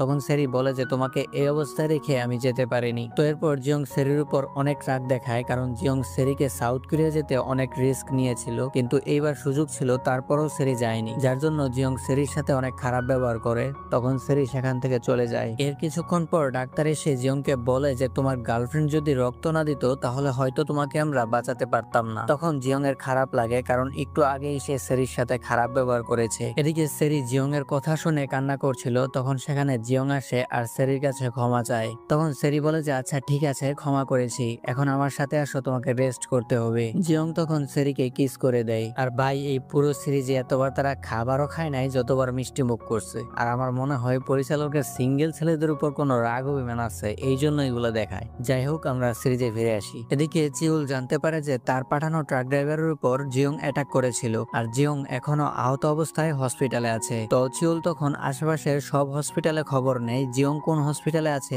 এটা জানার জন্য। এরপর আমরা জুনকে দেখি, আর জুন তখন তার ম্যানেজারকে জিজ্ঞেস করে যে সেরি এখন কোথায় আছে। তখন তার ম্যানেজার তাকে বলে যে সেরির উপর চিউল অ্যাটাক করেছিল, এরপর থেকে সেরিকে খুঁজে পাওয়া যাচ্ছে না। তখন জুন বলে যে তোমরা এটা কিভাবে করতে পারো, সেরি তো মারাও যেতে পারতো। তখন তার ম্যানেজার বলে যে তুমি ভালো মানুষও হতে চাও আবার খারাপ মানুষও হতে চাও, তোমাকে যে কোনো একটা হতে হবে। এখানে আমি একটু ক্লিয়ার করি, জুনের ক্যারেক্টারটা হচ্ছে ভালো আবার খারাপও, মানে জুন ভালোর পক্ষেও আছে আবার খারাপের পক্ষেও আছে। আর জুন কিন্তু সিওদানকে মন থেকে পছন্দ করে, এটা আমরা আর কয়েকটা পর্বের পরে জানতে পারবো। এরপর জিয়ং এর টিমের সবাই হসপিটালে আসে জিয়ংকে দেখতে, কিন্তু তারা যখন জিয়ংকে দেখতে যায় তখন জিয়ং ঘুমিয়ে থাকার অ্যাক্টিং করে। তখন চিজু বলে যে জিয়ং এতটাই স্লো যে একটা গুলি থেকে নিজেকে বাঁচাতে পারলো না। তখন সেরি বুঝতে পারে যে জিয়ং ঘুমিয়ে থাকার অ্যাক্টিং করছে। এটা বুঝতে পেরে সেরি সবাইকে বাইরে পাঠিয়ে দিয়ে দরজা বন্ধ করে দেয়, আর জিয়ংকে জিজ্ঞেস করে যে তুমি গুলি থেকে বাঁচার চেষ্টা কেন করনি। এর উত্তরে জিয়ং বলে যে আমি গুলি থেকে বাঁচার চেষ্টা করলে গুলিটা তোমার লাগতো, এই জন্য আমি গুলি থেকে বাঁচার চেষ্টা করিনি। এদিকে চিউল জানতে পারে যে জিয়ং কোন হসপিটালে আছে। চিউল তখন তার টিম নিয়ে হসপিটাল যাওয়ার জন্য বের হয়। আর চিওলের মূল উদ্দেশ্য ছিল জিয়ংকে গ্রেফতার করা, কারণ জিয়ং সাউথ কোরিয়ান মেয়ে সেরিকে বাঁচানোর জন্য আর্মির ট্রাক ড্রাইভারকে গুলি করেছিল। এদিকে সেরি হসপিটাল থেকে বের হয়ে ফোন বুথ থেকে জুনকে কল করে আর জুনকে জিজ্ঞেস করে যে তুমি কি আমার ফ্যামিলিকে আমার কথা বলেছো কিনা। জুন তখন সেরিকে বলে যে আমি তোমার সাথে দেখা করতে চাই, তুমি এখন কোথায় আছো। তো সেরি তখন জুনকে হসপিটালের অ্যাড্রেস দেয়। সেরি জুনের সাথে কথা শেষ করে দেখে যে হসপিটালে চিউল তার টিম নিয়ে চলে এসেছে। সেরি তখন ফোন বুথের পিছনে লুকিয়ে থাকে। এরপর চিউল জিয়ংকে বলে যে তুমি একজন সাউথ কোরিয়ান মেয়েকে বাঁচানোর জন্য আর্মি অফিসারকে গুলি করেছো। তখন জিয়ং বলে যে সেরি আমার হবু বউ আর আমি আমার হবু বউকে বাঁচানোর জন্য আর্মি অফিসারকে গুলি করেছি। এরপর চিউল যখন জিয়ংকে গ্রেফতার করবে তখনই সেখানে জিয়ং এর বাবা চলে আসে।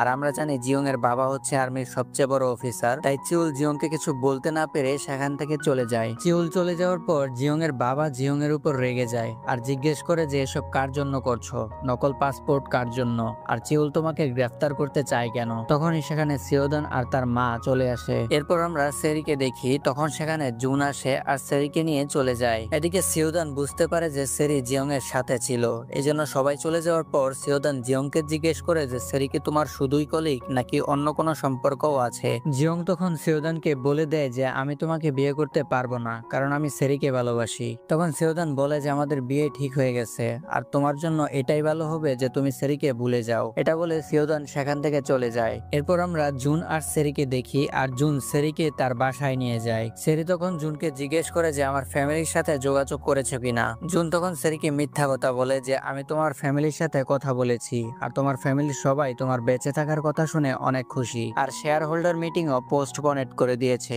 এরপর সিন শিফট হয় সাউথ কোরিয়ায় আর এখানে সেরিকে ছাড়াই শেয়ার হোল্ডার মিটিং চলছিল, কারণ সেরিকে মৃত ধরে নেওয়া হয়েছে। মানে সেরিকে যেহেতু পাওয়া যাচ্ছে না এজন্য সেরিকে মৃত ধরে নেয় আর কোম্পানির পরবর্তী চেয়ারম্যান নির্বাচন করার জন্য ভোটিং করা হয় আর ভোটে সেরির মেজুভাই জয়ী হয়ে কোম্পানির পরবর্তী চেয়ারম্যান হয়। এরপর আমরা সিওদানকে দেখি আর সিওদান ওয়েডিং ড্রেস কেনার জন্য যায়, যেখানে সে একটা ম্যাগাজিন থেকে সেরি সম্পর্কে সবকিছু জানতে পারে যে সেরি সাউথ কোরিয়ান। সিওদান তখন ম্যাগাজিনটা নিয়ে জিয়ং এর সাথে দেখা করতে যায়। এদিকে জিয়ং সেরিকে কোথাও খুঁজে না পেয়ে হসপিটালে সিসি ক্যামেরা চেক করে দেখে যে সেরি জুনের সাথে গিয়েছে। জিয়ং তখন জুনের গাড়ির নম্বর দিয়ে সেরি এখন কোথায় আছে এটা জানতে পারে। তখন সে সেরির কাছে যাওয়ার জন্য বের হয়। এরপর সেরি জুনের কাছে ফোন চায় জিয়ং এর সাথে কথা বলার জন্য। জুন তখন ফোন দেয় না আর বলে যে তুমি যদি জিয়ং এর ভালো চাও তাহলে তার থেকে দূরে থাকো, কারণ তুমি তো এখান থেকে চলে যাবে কিন্তু জিয়ং এর কি হবে। তুমি চলে যাওয়ার পর জিয়ং বিপদে পড়ে যাবে সাউথ কোরিয়ান মেয়েকে সাহায্য করার জন্য, ভালো হবে তুমি তার থেকে দূরে থাকো। আর এখন তুমি আমার কাছে আছো,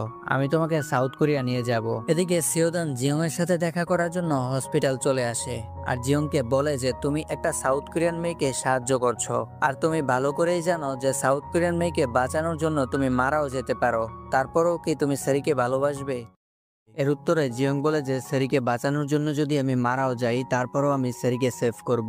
এদিকে জুন সেরিকে বলে যদি জিয়ং এর ভালো চাও তাহলে তার থেকে দূরে থাকো। আর সেরিও বুঝতে পারে যে তার জন্য জিয়ং বিপদে পড়ে যাবে, এজন্য সেরিও জুনের কথা মেনে নেয় আর জিয়ং এর সাথে যোগাযোগ বন্ধ করে দেয়। এদিকে জিয়ং সেরিকে খুঁজতে বের হয় কিন্তু জুনের গোপন বাড়িতে যাওয়ার জন্য কোনো রাস্তায় জিয়ং খুঁজে পায় না। তো জিয়ং তখন হসপিটালে ফেরত চলে আসে। এরপর হসপিটালে জিয়ং এর টিমের সবাই আসে আর জিয়ংকে বলে যে জুন হয়তো সেরির বয়ফ্রেন্ড, এই জন্য সেরি জুনের সাথে চলে গিয়েছে। তখন জিয়ং বলে যে না, জুনের সাথে সেরির বিয়ে ঠিক হয়েছিল কিন্তু সেরি রাজি ছিল না। এরপর জিয়ং এর ফোনে জুন কল করে বলে যে সেরি এখন আমার কাছে আছে আর তুমি সেরি থেকে দূরে থাকো, সেরিও এটাই চায়। জিয়ং তখন জুনকে বলে আমি সেরির সাথে কথা বলতে চাই, কিন্তু জুন কিছু না বলেই ফোন কেটে দেয়। এদিকে জুন আর তার ম্যানেজার প্ল্যান করছিল যে কিভাবে জিয়ং আর সেরিকে আলাদা করা যায় আর জুনকে এসব করতে বলেছিল সেরির মেজো ভাই, কারণ আমরা জানি সাউথ কোরিয়াতে সবাই জানে যে সেরি মারা গেছে, এই জন্য সেরির বাবার কোম্পানির চেয়ারম্যান এখন সেরির মেজো ভাই। এখন যদি সেরি কোনোভাবে সাউথ কোরিয়াতে চলে যায় তাহলে সেরির বাবা সেরিকে কোম্পানির চেয়ারম্যান করবে, এই জন্য মূলত সেরির মেজো ভাই জুনকে বলে যে সেরি যাতে কোনোভাবেই সাউথ কোরিয়া না আসতে পারে। এখন যদি সেরি জিয়ং এর কাছে যায় তাহলে জিয়ং যেভাবেই হোক সেরিকে সাউথ কোরিয়া পাঠিয়ে দিবে, আর এই জন্যই জুন চাচ্ছিল জিয়ং আর সেরিকে আলাদা করতে। এরপর জিয়ং আবারও সেরিকে খোঁজার জন্য বের হয় আর এইবার জিয়ং জঙ্গলের ভিতরের ইলেকট্রিক কেবল যেদিকে গেছে ওইদিকে জুনের গোপন বাড়ি খুঁজতে থাকে। এদিকে সেরি জুনকে জিজ্ঞেস করে যে তুমি আমাকে কিভাবে সাউথ কোরিয়া নিয়ে যাবে। তখন জুন বলে যে কোনো ঝামেলা ছাড়াই তুমি সাউথ কোরিয়া যেতে পারবে, কিন্তু তার জন্য আমাকে তোমার বিয়ে করতে হবে, আর বিয়েটা হবে শুধুমাত্র তোমাকে সাউথ কোরিয়া পাঠানোর জন্য। মানে কাগজ কলমে বিয়ে, এক প্রকার নকল বিয়ে বলতে পারো। এখানে জুন সেরিকে সাউথ কোরিয়া নিয়ে যাওয়ার কথা বললেও আমরা কিন্তু জানি যে জুন সেরির ভাইয়ের কথা অনুযায়ী কখনো সেরিকে সাউথ কোরিয়া যেতে দিবে না। আর জুন যাচ্ছিল সেরিকে সত্যি বিয়ে করতে, এজন্য রাতে জুন সেরিকে একটা রিং দিয়ে প্রপোজ করে আর বলে যে আমি জানি তুমি জিয়ংকে পছন্দ করো, কিন্তু জিয়ংকে বিয়ে করা কখনো সম্ভব না। এদিকে জিয়ংও খুঁজতে খুঁজতে জুনের বাসার সামনে চলে আসে আর জুনের সব বডিগার্ডকে ইচ্ছামতো দোলাই করে, আর জিয়ংও অনেক মার খায়। এটা দেখে সেরির খারাপ লাগে, তো সেরি তখন জিয়ং এর কাছে যেতে চায়।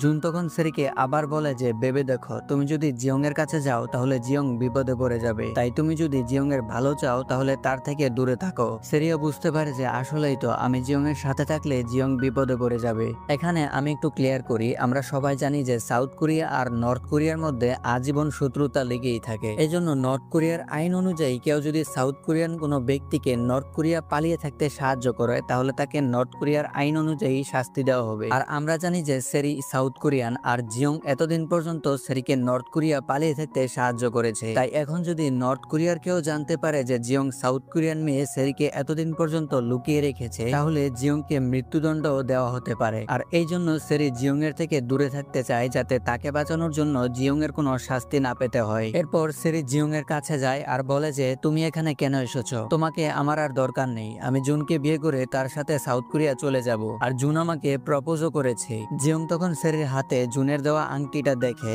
এসব দেখে আর সেরির কথা শুনে জিয়ং এর অনেক খারাপ লাগে। তো জিয়ং তখন সেখান থেকে চলে যায়। জিয়ং চলে যাওয়ার পর সেরির অনেক খারাপ লাগে, কারণ সেরির কথায় জিয়ং অনেক কষ্ট পেয়েছিল। তখন সেরির জিয়ং এর জন্য চিন্তা হয়, কারণ জিয়ং এমনিতেই অসুস্থ, আবার অনেক বরফ পড়ছিল, এই সময়ে বাইরে থাকা সম্ভব না। এটা ভেবে সেরি জুনের গাড়ি নিয়ে জিয়ংকে খুঁজতে বের হয়। এরপর সেরি জিয়ং এর কাছে গিয়ে বলে যে গাড়িতে উঠো। জিয়ং তখন সেরিকে জড়িয়ে ধরে, তখন সেরি বলে যে এসব করার জন্য আসিনি, গাড়িতে উঠো, আমি তোমাকে তোমার বাড়িতে দিয়ে চলে আসবো। এরপর জিয়ং আর সেরি গাড়িতে যায়, কিন্তু গাড়ির তেল শেষ হয়ে যাওয়ার কারণে গাড়ি স্টার্টই হয় না। তখন জিয়ং বলে যে বরফ পড়া থামতে অনেক সময় লাগবে, এতক্ষণ পর্যন্ত এখানে থাকা সম্ভব না, সামনে একটা স্কুল আছে, সেখানে গেলে আগুনের ব্যবস্থা করা যাবে। তো এরপর জিয়ং আর সেরি সেই স্কুলের দিকে যেতে থাকে। এদিকে চিউল হসপিটালে আসে, আর সেখানে জিয়ং আর সেরিকে না পেয়ে হসপিটালের সিসি ক্যামেরা চেক করে দেখে যে জুন সেরিকে নিয়ে গেছে। এরপর আমরা জিয়ং আর সেরিকে দেখি, আর জিয়ং তখন সেরিকে জিজ্ঞেস করে যে তুমি কি আসলেই জুনকে বিয়ে করবে। তখন সেরি বলে যে এই বিয়ে কাগজে কলমে হবে, শুধুমাত্র সাউথ কোরিয়া যাওয়ার জন্য, অন্য কোনো সম্পর্ক থাকবে না। এরপর আমরা চিউলকে দেখি, আর চিউল জুনের বাসায় গিয়ে জুনকে অনেক মারধর করে, আর সেরি কোথায় আছে জিজ্ঞেস করে। জুন তখন চিউলকে বলে যে সেরি জিয়ং এর সাথে চলে গেছে।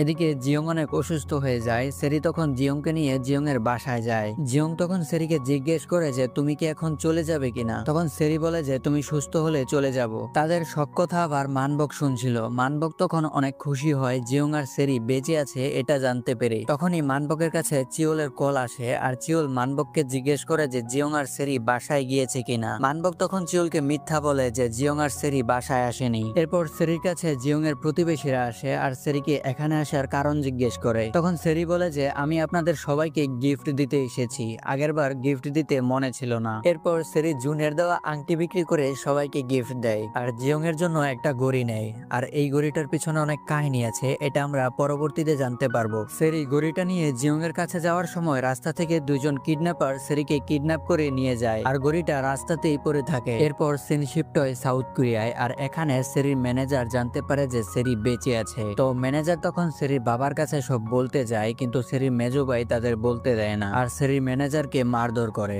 সেরির ম্যানেজার তখন জোরে জোরে বলে যে সেরি বেঁচে আছে। এটা আবার সেরির বাবা শুনতে পায়, আর সেরির ম্যানেজারের কাছে যায়। এরপর জিয়ং এর ফোনে আননোন নাম্বার থেকে একটা কল আসে, আর এই কলটা ছিল কিডন্যাপারের। কিডন্যাপার তখন সেরির মাথায় বন্দুক ধরেছিল। সেরি তখন জিয়ংকে বলে যে আমি জুনের সাথে চলে যাচ্ছি, এখন থেকে আমার জন্য আর চিন্তা করার দরকার নেই। জিয়ং তখন চলে যাওয়ার আগে শেষবারের মতো একবার দেখা করতে চায়, আর বলে যে তুমি কোথায় আছো বলো, আমি তোমার কাছে আসছি। সেরি তখন জিয়ংকে আই লাভ ইউ বলে, তখনই বন্দুকের গুলির শব্দ হয়, আর এখানেই এপিসোড 8 শেষ হয়ে যায়। আগের পর্বে আমরা দেখেছিলাম সেরিকে দুইজন কিডন্যাপার কিডন্যাপ করে নিয়ে যায়। এরপর কিডন্যাপার জিয়ংকে কল করে আর সেরির মাথায় পিস্তল রেখে বলে যে জিয়ংকে বলো আমি জুনের সাথে চলে যাচ্ছি। এরপর সেরি কিডন্যাপারের কথা মতো জিয়ংকে কল করে আর বলে যে আমি জুনের সাথে চলে যাচ্ছি, এখন থেকে আমার জন্য আর চিন্তা করার দরকার নেই। এরপর কিডন্যাপার হাওয়াতে গুলি করে আর ফোন কেটে দেয়। গুলির শব্দ শুনে জিয়ং মনে করে সেরিকে হয়তো মেরে ফেলেছে। জিয়ং তখন দুঃখে ভরা মন নিয়ে বাসায় আসে। জিয়ং বাসায় এসে দেখে যে চিওল এসেছে সেরিকে গ্রেফতার করার জন্য। চিওল তখন সেরির দেওয়া টমেটোর গাছটা ফেলে দেয় আর সেরির নামে উল্টাপাল্টা কথা বলে। এটা দেখে জিয়ং রেগে গিয়ে চিওলের নাক বরাবর ঘুষি মারে। চিওল তখন জিয়ংকে গ্রেফতার করে নিয়ে যায় তার থেকে বড় অফিসারকে মারার কারণে। এরপর আমরা জিয়ংকে জেলখানায় দেখি আর সেখানে জিয়ং এর টিমের সবাই আসে জিয়ং এর সাথে দেখা করার জন্য। জিয়ং তখন তার টিম মেম্বার সবাইকে বলে যে গ্রামের মধ্যে এই খবর ছড়িয়ে দাও যে আমি ডিরেক্টরের ছেলে। তখন চিজু বলে আমি আগেই বলেছিলাম গুলি পিঠে লাগলেও ইফেক্ট মাথায় হয়েছে। জিয়ং তখন চিজুকে বলে যে চিন্তা করো না, আমি সত্যিই ডিরেক্টরের ছেলে। এখানে জিয়ং চাচ্ছিল তার বাবার পরিচয় দিয়ে জেল থেকে ছাড়া পেতে। এরপর জেলখানায় সিওদান আসে। জিয়ং তখন সিওদানকে জিজ্ঞেস করে সেরি কোথায়। সিওদান তখন জিয়ংকে বলে যে কয়েকদিন পর আমাদের বিয়ে আর তুমি এখনো সেরির জন্য চিন্তা করছো।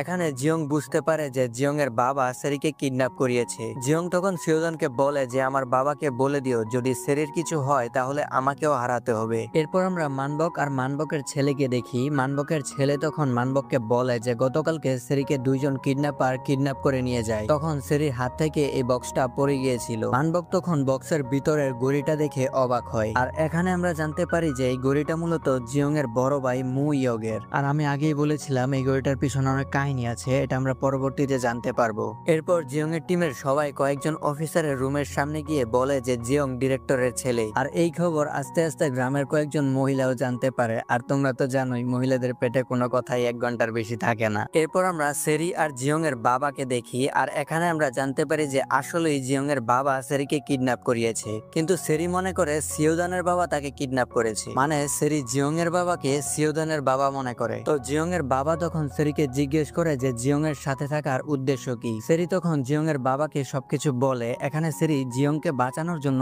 সব দোষ নিজের উপর নিয়ে নেয়। আর সেরি এখানে মিথ্যা বলে যে আমি জিয়ংকে পছন্দ করলেও জিয়ং আমাকে পছন্দ করে না। এরপর জিয়ং এর বাবা সেরিকে একটা রুমে বন্দি করে রাখে। তখন সেরির কাছে জিয়ং এর মা আসে আর সেরি মনে করে এটা সিওদানের মা। তো সেরি তখন জিয়ং এর মাকে জিজ্ঞেস করে যে জিয়ং ঠিক আছে কিনা বা তার জন্য জিয়ং কোনো বিপদে পড়েছে কিনা। জিয়ং এর মা তখন সেরিকে জিজ্ঞেস করে তুমি কি জিয়ংকে অনেক বেশি ভালোবাসো। তখন সেরি বলে এরকম কিছু না। আর এখানে আমি যতটুকু বুঝলাম যে জিয়ং এর মার সেরিকে ছেলের বউ হিসাবে ভালোই লেগেছে। এরপর জিয়ং এর মা সেরিকে জিয়ং এর রুমে থাকতে দেয়। সেরি তখন রুমের ভিতরের বই দেখে বুঝতে পারে যে এটা জিয়ং এর বাসা আর এতক্ষণ পর্যন্ত সে জিয়ং এর বাবা মার সাথে কথা বলেছে। এদিকে জিয়ং এর প্ল্যান অনুযায়ী আর্মির সিনিয়র কর্নেলও এই খবর জানতে পারে যে জিয়ং ডিরেক্টরের ছেলে। তো কর্নেল তখন জিয়ংকে জেল থেকে বের করে নিয়ে আসে আর জিয়ং এখানে কর্নেলকে বলে তার টিমকে বর্ডারের ইমার্জেন্সি সুইচ গেটে ডিউটি দিতে। কর্নেল তখন জিয়ংকে বলে ঠিক আছে আমি ব্যবস্থা করছি। এখানে জিয়ং তার টিমকে ইমার্জেন্সি সুইচ গেটে ট্রান্সফার করার কারণ আমরা একটু পরেই জানতে পারবো।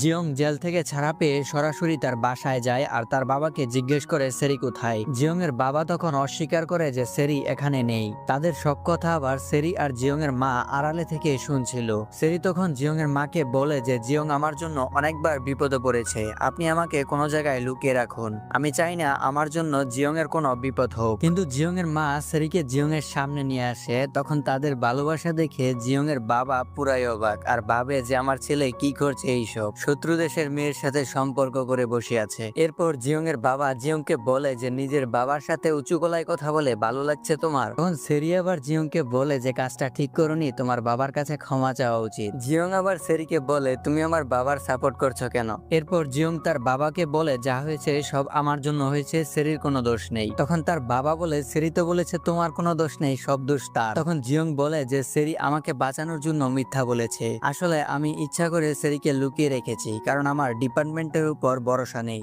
আমার মনে হয়েছিল সেরিকে স্টেট সিকিউরিটি ডিপার্টমেন্টের কাছে তুলে দিলে তার সাথে খারাপ কিছু হতে পারে। তাদের এইসব কাহিনী দেখে জিয়ং এর বাবা বলে যে আমার চোখের সামনে থেকে চলে যাও। আর জিয়ং ও বাধ্য ছেলের মতো সেরির হাত ধরে সেখান থেকে চলে যায়। এদিকে চিউল আর্মির সেকেন্ড ডিরেক্টরের কাছে গিয়ে সবকিছু বলে যে ডিরেক্টরের ছেলে সাউথ কোরিয়ান মেয়েকে লুকিয়ে রেখেছে আর ওই মেয়ে এখনো ডিরেক্টরের বাসায় আছে। এখন যদি আপনি ডিরেক্টরের বাসা থেকে সাউথ কোরিয়ান মেয়ে সেরিকে ধরতে পারেন তাহলে ডিরেক্টরের সাসপেন্ড হয়ে যাবে আর আপনি প্রধান ডিরেক্টর হতে পারবেন। এটা শুনে আর্মির সেকেন্ড ডিরেক্টর সার্চ ওয়ারেন্ট নিয়ে জিয়ং এর বাসায় যায়, কিন্তু জিয়ং এর বাসায় সেরিকে না পেয়ে আর্মির সেকেন্ড ডিরেক্টর চিওলের উপর রেগে যায়। জিয়ং এর বাবা তখন চিওলকে বলে যে জিয়ং এখন বর্ডারের ইমার্জেন্সি সুইচ গেটে ডিউটিতে আছে।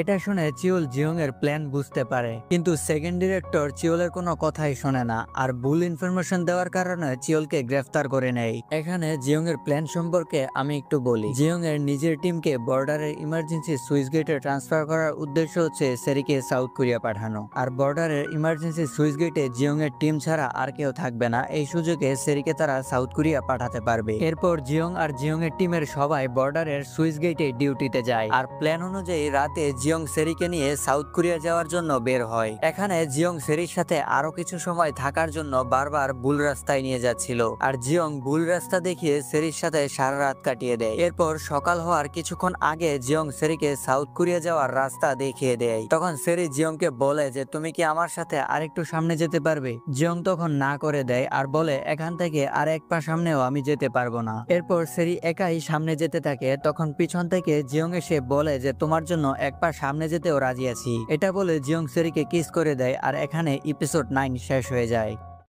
আগের পর্বে আমরা দেখেছিলাম অনেক কাহিনীর পর অবশেষে জিয়ং সেরিকে বর্ডারের ইমার্জেন্সি সুইচ গেট দিয়ে সাউথ কোরিয়া পাঠিয়ে দেয়, আর এখানে বিদায় দেওয়ার সময় তাদের দুইজনেরই মন খারাপ ছিল, তারা চাচ্ছিল না আলাদা হতে, কিন্তু এটা ছাড়া অন্য কোনো অপশনও ছিল না। এরপর সিন শিফট হয় সাউথ কোরিয়ায়, আর এখানে সেরির মৃত্যুর জন্য সবাই শোক পালন করছিল। তখনই সেখানে সেরির এন্ট্রি হয়, আর সেরিকে জীবিত দেখে সবার চোখ কপালে উঠে যায়। এদিকে সেরির কোম্পানির সিইও পরিবর্তনের জন্য মিটিং চলছিল, আর এটা লিড করছিল সেরির মেজো ভাবি। আর সেরির ভাবি যাচ্ছিল সেরির বাবার কোম্পানির সাথে সেরির কোম্পানিও নিজের করে নিতে, কিন্তু তখনই সেখানে সেরি চলে আসে, আর সেরিকে জীবিত দেখে কোম্পানির কর্মচারী সবাই মিটিং থেকে উঠে কাজে চলে যায়। আর বেচারি ভাবি এত চেষ্টা করেও সেরির সম্পত্তির মালিক হতে পারলো না। সেরি তো নিজের কাজে নিজেকে ব্যস্ত করে নিয়েছে, এদিকে সেরিকে ছাড়া জিয়ং অনেক কষ্টে আছে। তখন সেখানে মানবক আসে আর জিয়ংকে চিউলের সব বেআইনি কাজের কথা বলে দেয়। যেহেতু চিউল এখন জেলে আছে, তাই চিউল চাইলেও মানবকের কোনো ক্ষতি করতে পারবে না। এই জন্য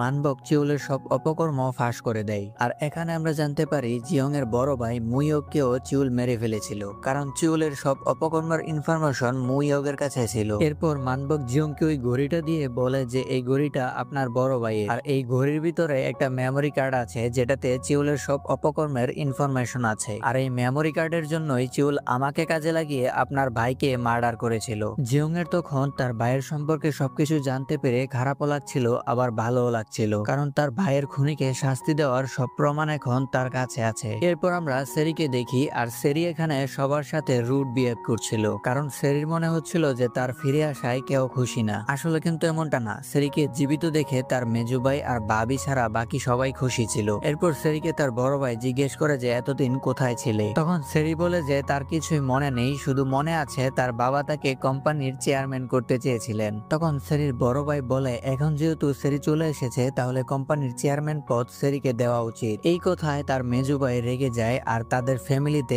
আবার কোম্পানির মালিক কে হবে এটা নিয়ে ঝামেলা শুরু হয়ে যায়। এরপর সেরি ঘুমাতে যায়, আর এখানে আমরা দেখি যে সেরি সারাদিন নিজেকে কাজে ব্যস্ত রেখে কাটিয়ে দিলেও রাতে জিয়ং এর কথা মনে করে ঘুমাতে পারছিল না। তো সেরি তখন ঘুমের ট্যাবলেট খেয়ে ঘুমানোর চেষ্টা করে। এদিকে জিয়ং ঘড়ির ভিতর থেকে মেমোরি কার্ডটা বের করে, আর মেমোরির ভিতরে সব ইনফরমেশন তার বাবার কাছে ফ্যাক্স করে পাঠিয়ে দেয়। এরপর আমরা জুনকে দেখি, আর আমরা জানি যে জুন সাউথ কোরিয়ান হয়েও অবৈধভাবে নর্থ কোরিয়া পালিয়ে আছে। তো জুনকে তখন নর্থ কোরিয়ান আর্মি অফিসার ধরে ফেলে, আর জুনকে পাসপোর্ট দেখাতে বলে। জুন তখন ধরা পড়ে যাচ্ছিল, তখনই সেখানে সিওদান এসে জুনকে নিজের বন্ধু পরিচয় দেয়। আর সিওদান যেহেতু আর্মি অফিসারের বাতিজি, সেই জন্য আর্মি অফিসার তার কথা বিশ্বাস করে জুনকে ছেড়ে দেয়। এরপর সিওদান জুনকে সেরির ব্যাপারে জিজ্ঞেস করে। জুন তখন সিওদানকে বলে যে সেরি সাউথ কোরিয়া চলে গিয়েছে। এটা শুনে সিওদান অনেক নিশ্চিন্ত হয় যে যাক, ফাইনালি মেয়েটা এখান থেকে চলে গিয়েছে। জুন তখন সিওদানকে বলে যে জিয়ং তোমাকে না সেরিকে ভালোবাসে, তাই তোমার জন্য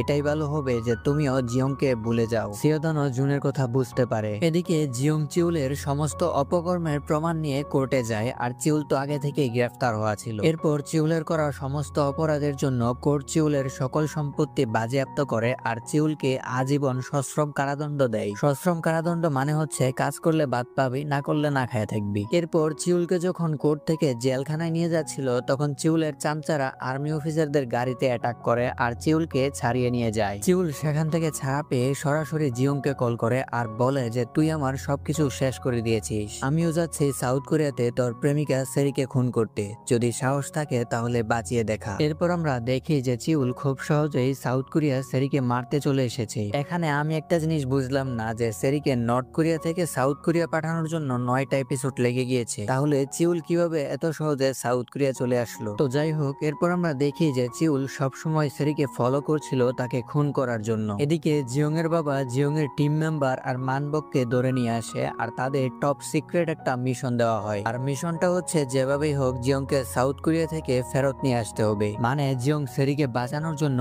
অলরেডি সাউথ কোরিয়া চলে গিয়েছে। আর জিয়ং এর বাবা জিয়ং এর টিম মেম্বার আর মানবককে আর্মি অফিসারদের স্পোর্টস টুর্নামেন্ট মেম্বার বানিয়ে সাউথ কোরিয়া পাঠায় আর তাদের 14 দিন সময় দেওয়া হয়। এই 14 দিনের মধ্যে জিয়ংকে নিয়ে নর্থ কোরিয়া ফেরত আসতে হবে। এদিকে সেরি সাউথ কোরিয়া আসার পর থেকে রাতে ঘুমানোর জন্য ঘুমের ট্যাবলেট লাগতো, কিন্তু একদিন রাতে ঘুমের ট্যাবলেট না থাকায় সেরি ঘুমাতে পারছিল না। তো সেরি তখন বাইরে হাঁটতে বের হয়। সেরি রাস্তা দিয়ে হাঁটছিল আর ভাবছিল এখন যদি জিয়ং এর সাথে দেখা হতো, আবার যদি জিয়ং এর সাথে কথা বলতে পারতাম। তখনই অবিশ্বাস্যভাবে সেরির সামনে জিয়ং চলে আসে আর এখানেই এপিসোড 10 শেষ হয়ে যায়। আগের পর্বে আমরা দেখেছিলাম সেরি রাস্তা দিয়ে হাঁটছিল, তখনই অবিশ্বাস্যভাবে সেরির সামনে জিয়ং চলে আসে আর সেরি সাউথ কোরিয়াতে জিয়ংকে দেখে অবাক হয়ে তার দিকে তাকিয়ে থাকে। এরপর সেরি জিয়ংকে জিজ্ঞেস করে যে এখানে কিভাবে আসছো আর কেনই বা আসছো। এখানে আমরা জানতে পারি যে জিয়ং 10 কিলোমিটারের দীর্ঘ একটা টানেল দিয়ে একটানা 24 ঘন্টা লুকিয়ে সাউথ কোরিয়াতে ঢুকেছে। এরপর জিয়ং সেরিকে বলে আমি একটা বিশেষ উদ্দেশ্যে এসেছি, আর সেটা হলো নর্থ কোরিয়া থেকে চিউল পালিয়ে তোমাদের সাউথ কোরিয়াতে এসেছে এবং হুমকি দিয়েছে তোমার ক্ষতি করবে, আর আমি এসেছি চিউলকে ধরে নিয়ে যেতে। এরপর সেরি জিয়ংকে তার বাড়িতে নিয়ে যায়। এদিকে জিয়ং এর টিম মেম্বার আর মানবক সাউথ কোরিয়ার সুস্বাদু খাবার এবং হাইটেক একটা সিটি দেখে তারা কি জন্য এসেছে এটাই ভুলে যায়, কারণ বুঝতেই পারছো নর্থ কোরিয়া থেকে সম্পূর্ণ আলাদা একটা জগৎ সাউথ কোরিয়া। এরপর আমরা জুনকে দেখি আর আমরা জানি যে জুন নর্থ কোরিয়ায় পালিয়ে আছে, আর এতদিন পর্যন্ত চিউল তাকে প্রোটেকশন দিয়ে নর্থ কোরিয়াতে রেখেছিল। এখন চিউল না থাকায় জুনের বাড়িতে আর্মি চলে আসে এবং চিউলের সাথে যারা কাজ করতো তাদের সবাইকে গ্রেফতার করা শুরু করে। এটা দেখে জুন সেখান থেকে পালিয়ে যায়। এদিকে সেরি জিয়ংকে নিয়ে সাউথ কোরিয়ান স্টাইলের কিছু ড্রেস কিনে দেয় আর জিয়ংকে সবার সাথে পরিচয় করিয়ে দেয় যে এটা আমার বডিগার্ড। এদিকে জুনের বাড়িতে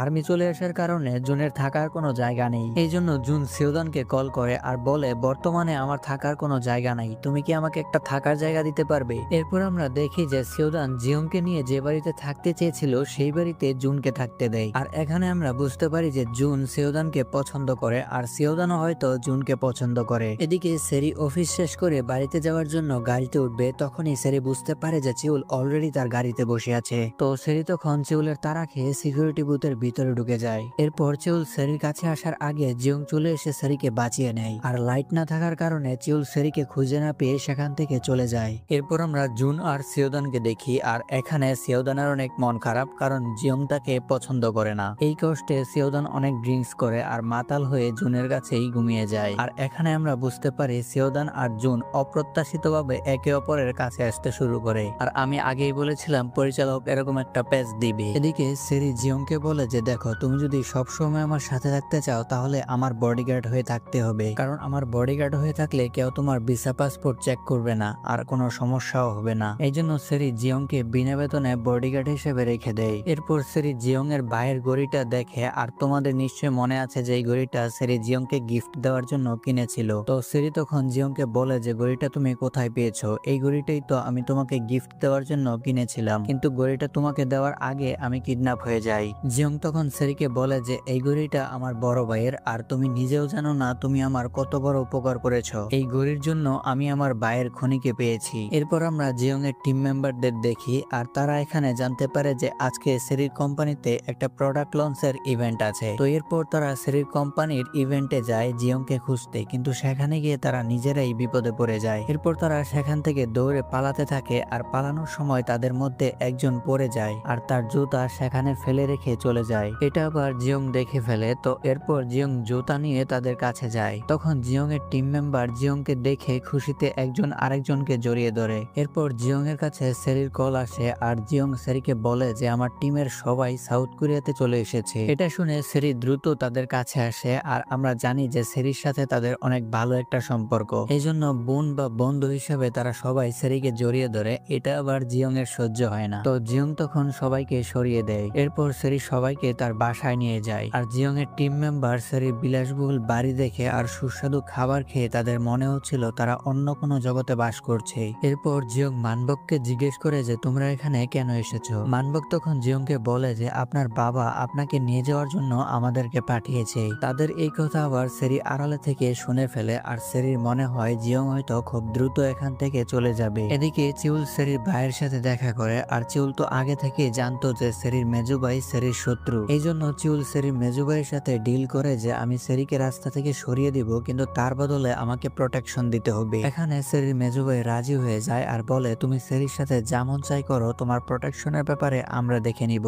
এদিকে সেরি অফিস শেষ করে বাসায় এসে দেখে যে পুরো বাড়ি অন্ধকার আর বাড়িতে কেউ নেই। তখন সেরির মনে হয় জিয়ং হয়তো চলে গিয়েছে। এটা ভেবে সেরি সেখানে বসেই কাঁদতে থাকে। এর কিছুক্ষণ পর পুরো বাড়িতে লাইট জ্বলে ওঠে, আর আমরা দেখি যে আজকে সেরির জন্মদিন ছিল এবং সবাই মিলে সেরিকে সারপ্রাইজ দিতে চেয়েছিল, কিন্তু সেরি যেহেতু কাজ ছিল এই জন্য সারপ্রাইজ আর দেওয়া হলো না। তো এরপর তারা সবাই সেরির জন্মদিন পালন করে এবং অনেক মজাও করে। আর এখানে আমরা দেখতে পাই যে তারা একটা পরিবারের মতো হয়ে গিয়েছে। এরপর জন্মদিনের গিফট দেওয়ার সময় জিয়ং সেরিকে একটা কাপল রিং দেয়, আর কাপল রিং জিয়ং একটা সেরিকে পরিয়ে দেয় এবং আরেকটি সেরি জিয়ংকে পরিয়ে দেয়। পরের দিন সেরি জিয়ং এর টিম মেম্বার সবাইকে ট্রিট হিসাবে একটা ব্ল্যাক কার্ড দেয় আর বলে এই কার্ডে আনলিমিটেড টাকা আছে, তোমাদের যা ইচ্ছা কিনতে পারো এবং যা ইচ্ছা তাই খেতে পারো। এরপর সেরির ক্রেডিট কার্ড নিয়ে তারা অনেক কেনাকাটা করে আর তারা অনেক খাবারও খায়। এরপর আমরা দেখি যে জিয়ং আর সেরিও অনেক ভালো একটা সময় কাটায়। তারা একসাথে সিনেমা হলে সিনেমা দেখে আর অনেক জায়গায় ঘুরতেও যায়। এদিকে চিউল মানবককে দেখে ফেলে, তো চিউল মানবককে দেখার পর তাকে ধরে ফেলে আর মানবকের ছেলের ছবি দেখিয়ে তাকে হুমকি দেয় যে তুই আমার হয়ে কাজ করবি, নয়তো নর্থ কোরিয়াতে তোর ছেলের অনেক বড় ক্ষতি হয়ে যাবে। কিন্তু মানবক এবার জিয়ং এর বিরুদ্ধে কাজ না করে জিয়ংকে সব বলে দেয় যে আজকে চিউল আমাকে ধরে হুমকি দিয়েছে, যদি তার হয়ে কাজ না করি তাহলে আমার ছেলের ক্ষতি করবে। এরপর জিয়ং একটা প্ল্যান করে, আর কি প্ল্যান করে এটা আমরা একটু পরেই জানতে পারবো। এরপর জিয়ং এর টিম মেম্বারের সাথে সেরি আড্ডা দিচ্ছিল,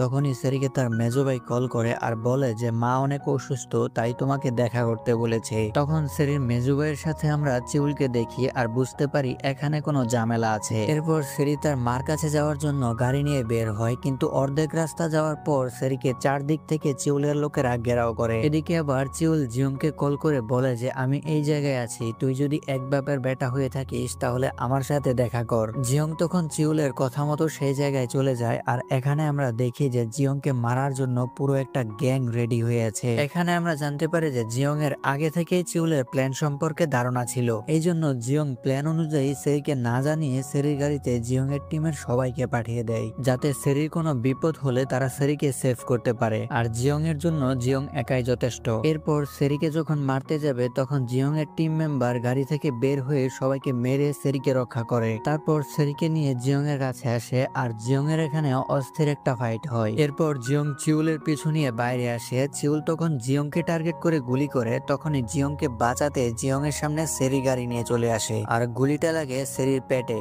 জিয়ং তখন চিউলের বুকে গুলি করে, আর চিউল গুলি খাওয়া অবস্থায় সেখান থেকে পালিয়ে যায়। কিন্তু এদিকে সেরির অবস্থা খুবই খারাপ, তার পেট থেকে রক্ত বের হচ্ছে। জিয়ং এটা দেখে পুরো শকড হয়ে যায়, সে বুঝতেই পারে না যে এখন কি করবে। আর এখানেই এই এপিসোডটা শেষ হয়ে যায়। এরপর জিয়ং সেরিকে নিয়ে দ্রুত হসপিটাল যায় এবং আমরা দেখি সেরিকে অপারেশন থিয়েটারে নিয়ে যাওয়া হয়, কিন্তু জিয়ং হসপিটালে থাকতে পারে না, কারণ বুঝতেই পারছো সেখানে থাকলে যদি তার চেকিং হয় তাহলে সে ধরা পড়ে যাবে। এরপর হসপিটালে সেরির বাবা মা ভাই ভাবি সবাই আসে, আর এখানে তার মেজো ভাই আর ভাবি ছাড়া সবাই চিন্তা করছিল। এদিকে জিয়ং আর জিয়ং এর টিম মেম্বাররাও সেরির জন্য চিন্তা করছিল। তখনই আমরা চিউলকে দেখি, আর চিউলকে সেরির মেজো ভাইয়ের লোকেরা বাঁচিয়ে নিয়েছে। এদিকে সেরি হসপিটালে, কিন্তু এখনো জ্ঞান ফিরেনি। এখানে আমরা দেখি যে সেরির মেজো ভাই আর ভাবি বলছিল এত চেষ্টা করলাম তারপরও সেরিকে মারতে পারলাম না, আর তারা দোয়া করছিল যাতে সেরির জ্ঞান না ফিরে। কিন্তু তখনই সেরির জ্ঞান ফিরে আসে, আর তার বড় ভাবিকে ডেকে বলে ওদের দুইজনকে এখান থেকে বের করে দাও, আর তোমরাও এখান থেকে চলে যাও, আমি একটু একা থাকতে চাই। এরপর তারা চলে যাওয়ার পর সেরি জিয়ংকে কল করে, আর জিয়ং সেরির কল পেয়ে দ্রুত হসপিটালে যায়, আর সেরিকে বলে তোমার এমনটা করা উচিত হয়নি, যদি তোমার কিছু হয়ে যেত। তো এরপর সেরি জিয়ং এর দিকে হাত বাড়িয়ে দেয় আর এরপর কি হয় মনে হয় না এক্সপ্লেন করতে হবে। এদিকে জিয়ং এর টিম মেম্বাররাও জানতে পারে যে সেরির জ্ঞান ফিরেছে, তো খবর পেয়ে তারাও দ্রুত সেরির কাছে চলে আসে। জিয়ং তখন তাদেরকে জিজ্ঞেস করে, আমি তো কিছু বলিনি, তাহলে তোরা কিভাবে জানতে পারলি সেরির জ্ঞান ফিরেছে? তখন মানবক বলে যে আমরা সেরির সাথে একটা রিসিভার লাগিয়ে দিয়েছি, এই রিসিভার দিয়ে এই ঘরে কে কে এসেছে, কে কি বলেছে সব আমরা শুনেছি, আর এই রিসিভার দিয়েই আমরা জানতে পেরেছি সেরির জ্ঞান ফিরেছে। এরপর মানবক সেরিকে একটা রেকর্ডার দিয়ে বলে যে এখানে এমন কিছু ভয়েস রেকর্ড করা আছে যেটা আপনার জানা দরকার। এরপর সিন শিফট হয় নর্থ কোরিয়ায়, আর এখানে জুন সিওদানকে বলে যে আমি জানি তোমার মনে অনেক কষ্ট, তো তুমি যদি চাও তাহলে জিয়ং মনে করে আমাকে মারতে পারো। সিওদান তখন জুনকে জোরে একটা ঘুষি দেয়, আর ঘুষি খেয়ে জুন রাগ না করে উল্টো সিওদানকে বলে যে তোমার কি মনে হয় তুমি সুন্দর না, এই জন্য জিয়ং তোমাকে ছেড়ে দিয়েছে? আসলে এমনটা না, জিয়ং আর সেরির মধ্যে রিয়েল লাভ হয়ে গিয়েছে, আর ভালোবাসাটা অজান্তেই হয়ে যায়, যেমন আমার তোমার প্রতি হয়েছে। তখন জুন সিওদানকে প্রপোজ করে, এরপর তারা প্রাথমিক কাজে লেগে যায়। মানে আমরা সিঙ্গেলরা হয়তো পরিচালকের কোনো ক্ষতি করেছিলাম, এই জন্য পরিচালক আমাদের উপর প্রতিশোধ নেয়। তো যাই হোক, এরপর আমরা দেখি যে সেরি মানবকের দেওয়া রেকর্ডারটা শুনছিল, তখন সেরির মায়ের ভয়েসটা সামনে আসে, আর তার মা তার জন্য অনেক কান্নাকাটি করছিল এবং দোয়া করছিল যাতে সেরি তাড়াতাড়ি সুস্থ হয়ে যায়। এসব শুনে সেরিও কান্না করে দেয়, কারণ সেরি তার মার সাথে অনেক খারাপ ব্যবহার করেছিল, কারণ সেরির মনে হতো তার মা তাকে পছন্দ করে না। সেরি যখন কান্না করছিল তখন জিয়ং তার কাছে আসে, আর জিয়ং মনে করে সেরির সার্জারি হয়েছে এই জন্য কান্না করছে। এটা ভেবে জিয়ং তার শরীরের সব খুলে দেখানো শুরু করে যে দেখো আমার পুরো শরীরে সার্জারি হয়েছে, আর তুমি একটা সার্জারি হয়েছে বলে কান্না করছো।